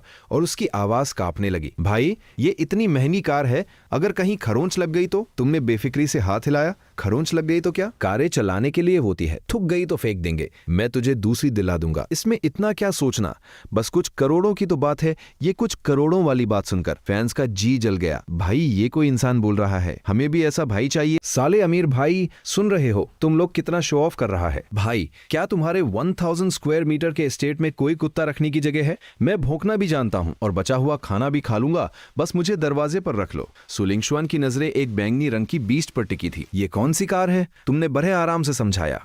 ये आस्टन मार्टिन वैल्केरी है। ये और वो लाल वाली फेरारी दोनों तेरी है। लगियों पर ये रंग ज्यादा खिलते हैं। अभी 2 दिन यहीं एस्टेट के आसपास इन्हें चला के हाथ साफ कर ले, तब तक सू लिंगताओ भी आ जाएगा। फैंस की जलन अब बर्दाश्त से बाहर थी। ऐसा भाई सबको मिले। वापस गार्डन की घास पर आते ही सू लिंगशुआन ने फोन हाथ में लिया और सीधा कैमरा की तरफ देखकर ऐलान किया, दोस्तों, आज के लिए बस इतना ही। अब तो आपने देख लिया कि विलेज हेड मेरा सगा भाई है, तो अब फालतू बातें बंद करो, बाय बाय। उसने स्ट्रीम बंद कर दी। अब जब कोई बाहरी नहीं था तो उसने अपनी गर्दन टेढ़ी करके तुम्हें घूरना शुरू किया। भाई, अब सच सच बताओ, तुम्हारी अभी ग्रेजुएशन खत्म हुई है, तुम्हारे पास इतना पैसा कहां से आया? तुम्हें पता था वो ये पूछेगी, तुमने बिना पलक झपकाए झूठ बोल दिया। अरे, कुछ दिन पहले समंदर किनारे टहल रहा था, अचानक आसमान से एक सुनहरी रोशनी गिरी और एक सफेद दाढ़ी वाले बुजुर्ग प्रकट हुए। कहने लगे कि वो कुबेर हैं और उन्हें एक ऐसा बंदा चाहिए जो उनका पैसा उड़ा सके। उन्होंने मुझे कुछ अनलिमिटेड ब्लैक कार्ड्स दिए और खुद गायब हो गए। सू लिंगशुआन जोर से हंस पड़ी। वो समझदार थी, उसे पता था कि हर किसी के अपने राज होते हैं, इसलिए उसने ज्यादा सवाल नहीं किए। उसने अचानक तुम्हें गले लगा लिया। भाई, तुम मेरे लिए बहुत अच्छे हो। तुमने उसके छोटे से सिर को सहलाया। पगली, तू मेरी इकलौती बहन है। अगर मैं तुझ पर पैसे नहीं उड़ाऊंगा तो क्या दुनिया पर उड़ाऊंगा, वरना कोई भी लगा तुझे 10 रुपए की चाय पिलाकर बेवकूफ बना ले जाता और पापा मुझे जान से मार देते। दोनों भाई बहन हंसी मजाक कर रहे थे कि तुमने घड़ी देखी। चलो, अब बहुत हुआ, मम्मी पापा और छोटा भाई बस पहुंचने ही वाले होंगे, उन्हें लेने एयरपोर्ट चलना है। सू लिंगशुआन हैरान थी। मम्मी पापा भी आ रहे हैं? तुमने उन्हें कैसे मनाया? तुमने शरारत से कहा तेरे बर्थडे का लालच देकर। अब वो यहाँ आ रहे हैं तो मैं उन्हें वापस जाने ही नहीं दूंगा। उधर दूर लॉन्ग बटलर गाड़ियों का काफिला लेकर पार्टी का सामान और कीमती चीजें लेकर वापस आ रहा था। तभी मोदू के लॉन्गटेंग शिपिंग ग्रुप के हेड ऑफिस में सन्नाटा था। ये वो कंपनी थी जिसका टर्नओवर पिछले साल 2000 करोड़ पार कर गया था और उनके पास सैकड़ों जहाजों का बेड़ा था, पर आज वो ग्लोबल ग्रुप के सामने एक छोटी सी चींटी जैसी लग रही थी। चेयरमैन वैंग टैंग अपने केबिन में बैठा सर पकड़कर सोच रहा था कि आखिर उसके साथ ये डिमेंशनल स्ट्राइक किसने की है। वो समझ ही नहीं पा रहा था कि उसकी बर्बादी की शुरुआत कहां से हुई। सच तो ये था कि लॉन्गटेंग ग्रुप की परफॉर्मेंस गिर रही थी, लेकिन हालत इतनी भी खराब नहीं थी कि कंपनी ही बेचनी पड़ जाए। चेयरमैन वांग टिंग समझ नहीं पा रहे थे कि सामने वाला आखिर उनके पीछे हाथ धोकर क्यों पड़ा है। वो गुस्से में टेबल पर हाथ पटक कर उन्हें बाहर निकल जाने को कहना चाहते थे, लेकिन उस खौफनाक कैपिटल के दबाव के आगे उनके शरीर में इतनी हिम्मत तक नहीं बची थी। खटखट, तभी केबिन का दरवाजा खुला। सेक्रेटरी अपनी हाई हील्स खटखटाते हुए तेजी से अंदर आई। उसका चेहरा सफेद पड़ा हुआ था। वैंग सर, ग्लोबल ग्रुप के आजिया रीजन के हेड आए हैं। वांग तंग ने एक ठंडी आह भरी, जैसे वो पल भर में 10 साल बूढ़े हो गए हों। जो होना है वो तो होकर रहेगा, उन्हें अंदर बुलाओ। कुछ मिनटों बाद ग्लोबल ग्रुप के रिप्रेजेंटेटिव ली चेन अपने 2 आदमियों के साथ बड़े रौब से अंदर दाखिल हुए। वांग तंग ने तुरंत चेहरे पर एक नकली मुस्कान सजाई और आगे बढ़े। ली सर, आपके आने की खबर नहीं थी। ली चेन ने हाथ हिलाकर औपचारिकताएं बीच में ही काट दी और सीधा सोफा पर पसरते हुए मुद्दे पर आए। वांग सर, हमारी शर्तों के बारे में क्या सोचा? आपको 10% डिविडेंड्स का हक मिलेगा और आपकी पोजीशन भी वही रहेगी।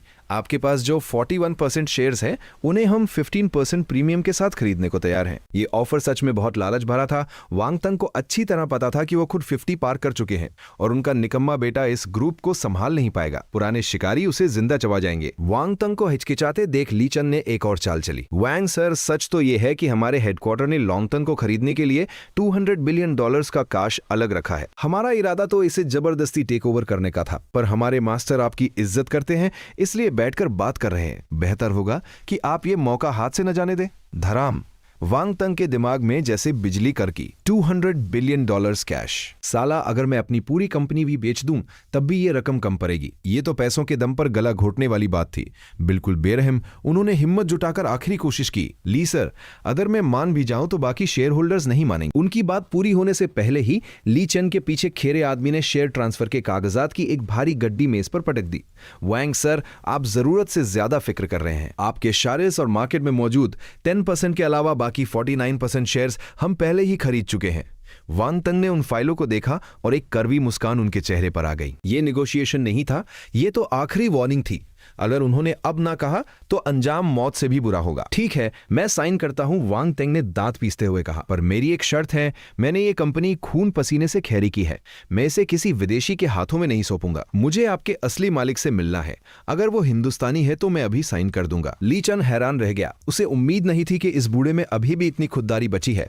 वो एक कोने में गया और फौरन जाओ रुइलोंग को फोन लगाया। जाओ रुइलोंग की हिम्मत नहीं थी फैसला लेने की, तो उसने सीधा तुम्हें कॉल किया। तुम एयरपोर्ट जा रहे थे। वांग तंग की ये बात सुनकर तुम्हें हंसी आ गई। दिलचस्प बंदा है। ठीक है, उसे बोल दो कि कल सुबह शीजा नंबर 1 एस्टेट पर हाजिर हो जाए। ली चन ने फोन रखा और वांग तंग की तरफ हमदर्दी भरी नजरों से देखा। किस्मत अच्छी है तुम्हारी, हमारे मास्टर मान गए हैं। कल सुबह शीजाओ नोवन एस्टेट पहुंच जाना। अब यहां साइन करो। एक्सियाओ नो 1 एस्टेट। वांग तंग के दिल में उथल पुथल मच गई, पर उसने कुछ पूछने की हिम्मत नहीं की और कांपते हाथों से साइन कर दिए। निकलते वक्त ली चन ने उसके कंधे पर हाथ रखा और एक गहरी बात कही। वांग सर, हमारे मास्टर से मिलना कोई मामूली बात नहीं है। अपने अच्छे नसीब का शुक्रिया अदा करो। उधर तुम अपने मम्मी पापा और भाई सुलिंगताओ को लेकर अपने शाही विला पहुंच चुके थे। जैसे ही वो गादवी से उतरे, उस महल जैसे एस्टेट को देखकर उनके जबरे गिर पड़े। मम्मी ली जाओ ने जब उस अंतहीन फैली हुई जमीन को देखा तो उनका दिल बैठ गया। हे भगवान, इतनी बारी जमीन खाली पड़ी है, इसमें तो कितनी सारी गोभी और प्याज उगाए जा सकते थे। ये सुनकर तुम्हारा सिर चकरा गया। मम्मी का ये किसान वाला अंदाज बदलना थोड़ा मुश्किल होने वाला था। सु लिंगताओ ने अपनी आंखें मलते हुए दूर लगे एक अजीब से पैर की तरफ इशारा किया। भाई, मैं सपना तो नहीं देख रहा। क्या वो सच में कीमती ईन के पाइन है? इसकी कीमत क्या होगी? आउच दीदी, आपने मुझे चिकोटी क्यों काटी? सु लिंगताओ छे। सु लिंगशुआन ने अपनी आंखें घुमाई। तू ही तो जानना चाहता था कि सपना है या हकीकत। बस तेरी मदद कर दी। सबने मिलकर शानदार डिनर किया। तुमने फिर से वही कुबेर और पैसे उड़ाने वाली कहानी सबको सुनाई। तुम्हें फर्क नहीं पड़ता था कि वो यकीन करे या नहीं, बस वो पुलिस को न बुला ले। खुशी की बात यह थी कि मम्मी पापा भले ही सादा और सीधे थे, पर बेवकूफ नहीं थे। जब तक तुम कुछ गलत नहीं कर रहे, वो चुप रहना ही बेहतर समझते थे। उधर लॉन्ग बटलर गार्डन में शानदार बर्थडे बैंक्वेट की तैयारी कर रहा था। तभी हुक्का पी रहे पापा सू जियनजोंग में अचानक मेज पर अपना पाइप ठोका। उनकी नजरें तुम्हारी तरफ एकदम गंभीर थीं। शाओ तियान, मुझ में इतनी काबिलियत नहीं थी कि तेरी मदद कर सकूं, पर एक बात याद रखना, अब तू जो भी करे पीछे कोई सुराग मत छोड़ना। समझ गया? दंग रह गए। तुमने कभी नहीं सोचा था कि तुम्हारे सीधे सादे पापा के अंदर भी इतना सख्त पहलू छुपा है। तुमने पापा की उस सुराग मत छोड़ना वाली बात का मतलब गहराई से समझा। इसका मतलब साफ था कि दुश्मन की जड़ें ही काट देना ताकि कोई पलट कर न देख सके। पापा मम्मी, अब आप उस पुराने गांव वापस नहीं जाएंगे। इसी 1 करोड़ के विला में आराम से रहिए। कुछ दिनों बाद मैं एक प्राइवेट जेट अरेंज कर दूंगा। आप पूरे देश की सैर करना। सू जियनजोंग की आंखों में चमक आ गई। आधी जिंदगी गरीबी में काट दी, अब बेटे के पास पावर है तो गांव में मिट्टी क्यों फांके। उन्होंने मम्मी का हाथ पकड़ा और बोले, सुनो जी, हमने अपनी पूरी जिंदगी में कभी हनीमून नहीं मनाया। ये सब काम बेटे पर छोड़ो और चलो हम अपनी दुनिया जीते हैं। मम्मी शर्म से लाल हो गईं और उन्हें डांटने लगी। तुम अपनी हंसी रोकते हुए सु लिंगताओ और सु लिंगशुआन को लेकर वहां से खिसक लिए। जैसे ही गैराज का दरवाजा खुला, सु लिंगताओ की नजरें उन सुपरकार्स की कतार पर ऐसी टिकी कि उसकी लार टपकने लगी। तुमने उन फौलादी मशीनों की तरफ ऐसे इशारा किया जैसे बाजार में आलू प्याज खरीद रहे हो। जो भी पसंद है 2 कारें चुन ले। जब तू कॉलेज वापस जाएगा मैं सीधा कार्गो से उन्हें वहां भेज दूंगा। सु लिंगताओ पहले तो खुश हुआ, फिर उसका चेहरा लटक गया। भाई, मेरे पास तो ड्राइविंग लाइसेंस ही नहीं है। तुमने अपनी आंखें घुमाई। इतनी सी बात? लाइसेंस तो मैंने पहले ही पैसे देकर बनवा लिया है, कल तक तेरे हाथ में होगा। तू अगर तांक भी चलाना चाहे तो तेरा भाई तेरे लिए रास्ता बनवा देगा। सु लिंगताओ की आंखों में आंसू आ गए। उसने तुरंत एक सफेद कोनिग्सेक जेस्को और एक अपोलो आईए चुन ली। तुम उसे एस्टेट में घूमते हुए देख रहे थे और समझ रहे थे कि इस बेचारे पर पढ़ाई का कितना बोझ था। वो इतना डरा हुआ था कि जिस लड़की को वो पसंद करता था उसे भी उसने आई एम सॉरी कह दिया, क्योंकि उसे लगता था कि वो उसके लायक नहीं है। तुम्हारे जासूसों ने पहले ही सब पता लगा लिया था। पगले भाई, तुझे क्या पता कि अब हमारे पास सिर्फ पैसा ही पैसा है। तुम्हें लगा कि इसे एक तगड़ा रिच किड वाला मेकओवर देना पड़ेगा। रात होते ही वो 2000 स्क्वायर मीटर का गार्डन किसी जन्नत जैसा लगने लगा। बारी बेरी मेजों पर दुनिया के बेहतरीन लजीज पकवान सजे थे। चारों तरफ फूलों की खुशबू और डिजाइनर यूनिफॉर्म्स में तैयार मेड्स की कतारें खड़ी थी। जैसे ही तुम परिवार के साथ वहां पहुंचे, लॉन्ग बटलर के एक इशारे पर बॉडीगार्ड्स ने आतिशबाजी शुरू कर दी। धाएं धाएं उन धमाकों और रोशनी ने मोदू के आधे आसमान को जगमगा दिया। सू लिंगशुआन ये सब देखकर इतनी इमोशनल हो गई कि उसकी आंखों से आंसू छलक आए। तभी सारी मेड्स एक साथ 90 डिग्री झुकी और उनकी आवाज आसमान तक गूंजी। सेकेंड यंग मिस, जन्मदिन मुबारक हो। ऐसा मंजर तो आम आदमी सपने में भी नहीं देख सकता। तुम वाइन का गिलास थामे अपने परिवार की खुशी देख रहे थे, पर तुम्हारी आंखों में अचानक एक चमक आई। बहन का बर्थडे खत्म हुआ, अब कल उन कुत्तों की बारी है जिन्होंने उसे परेशान किया था। उन्हें सदकों पर भीख मंगवाने का वक्त आ गया है। बैंक्वेट खत्म हुआ, तुमने एक झटपट शावर लिया और अपने भाई सुलिंगताओ के कमरे में घुस गए। वो बालकनी में बैठा चांद को ताक रहा था। हमने एक कुर्सी खींची और उसके सिर पर चपत लगाई। ओए मजनू, आधी रात को यहाँ देवदास बनकर क्या सोच रहा है? सुलिंगताओ ने एक लंबी सांस भरी। भाई, अगर कोई लगदी आपको प्रपोज करे और आप मना कर दे पर बाद में पछतावा हो तो क्या करना चाहिए? तुम्हें लगा कि उसे एक जोर का थप्पड़ लगाऊं। साला अभी 18 का हुआ है और जवानी चढ़ रही है। अबे आतेन की उम्र में तो ये सोचना चाहिए कि मैं दुनिया का राजा हूं। तू ये पुरानी बातें लेकर क्यों बैठा है? भाई, आप नहीं समझेंगे, गरीब बच्चों को जल्दी बड़ा होना पड़ता है। तुम हंस पदे, मुझे मत सिखा। जब तू छोटा था तब से मैं दुनिया देख रहा हूं। मैंने जितना नमक खाया है उतनी तूने रोटियां नहीं खाई। वो इसलिए क्योंकि आप नमक ज्यादा खाते हो। सुलिंगताओ ने पलटकर जवाब दिया। तुम्हारी हंसी मजाक से उसका उदास चेहरा खिल गया। तुमने हाथ सिर के पीछे रखे और गंभीर होकर कहा, सुन, मुझे सब पता है। वो गरीब बच्चा वाला नाटक अब खत्म कर दे। अब हमारे पास पैसे की कोई कमी नहीं है। तुमने उसके कंधे पर हाथ रखा। अब सिर्फ किताबी कीड़ा मत बने रहना। जितना मन करे उतना पर्द पर खुश रहना सबसे जरूरी है। पहले हमारे पास मौका नहीं था, पर अब तू और 02 इस दुनिया के VIP हो। जैसा चाहो वैसा जियो, बस दिमाग ठिकाने पर रखना। तुमने एक शरारती मुस्कान के साथ कहा। और वो लगी जिसने तुझे प्रपोज किया था, मैंने उसका सारा बैकग्राउंड चेक करवा लिया है। लगी अच्छी है और दिखने में भी परी है। अब से उसके साथ बाहर घूमने जाया कर। हर वक्त किताबों में घुसे रहने से बीवी नहीं मिलती। तुम खड़े हुए और उसके कंधे थपथपाए। याद रख, बाहर तेरी पहचान हमारे खानदान की इज्जत है। हम किसी से फालतू नहीं उलझते, पर अगर कोई हमारे सिर पर चढ़ने की कोशिश करे तो उसे कुचल देना। बाकी मैं संभाल लूंगा। चल अब सो जा, कल तुझे सुपरकार चलानी है। तुम अपने कमरे की तरफ चल दिए, जबकि सू लिंगताओ हैरान खड़ा था। साला, भाई को मेरे प्रपोज होने की बात कैसे पता चली? अगली सुबह तुमने 3 चमचमाती सुपरकार्स विला के बाहर असफल रोड पर खड़ी करवा दी। लॉन्ग बटलर और बॉडीगार्ड्स कतार में खड़े थे। पूरा भौकाल टाइट था। तुम खुद सू लिंगताओ और सू लिंगशुआन को उन पैसा खाने वाली मशीनों को चलाने का तरीका समझाने लगे। तुम्हें भी ज्यादा नहीं पता था, पर बड़े भाई का रुतबा तो दिखाना ही था। आधे घंटे बाद वो दोनों धीरे धीरे सड़क पर गाड़ियां दौड़ाने लगे। तभी दूर से एक काली कार आकर लॉन्ग बटलर के पास रुकी।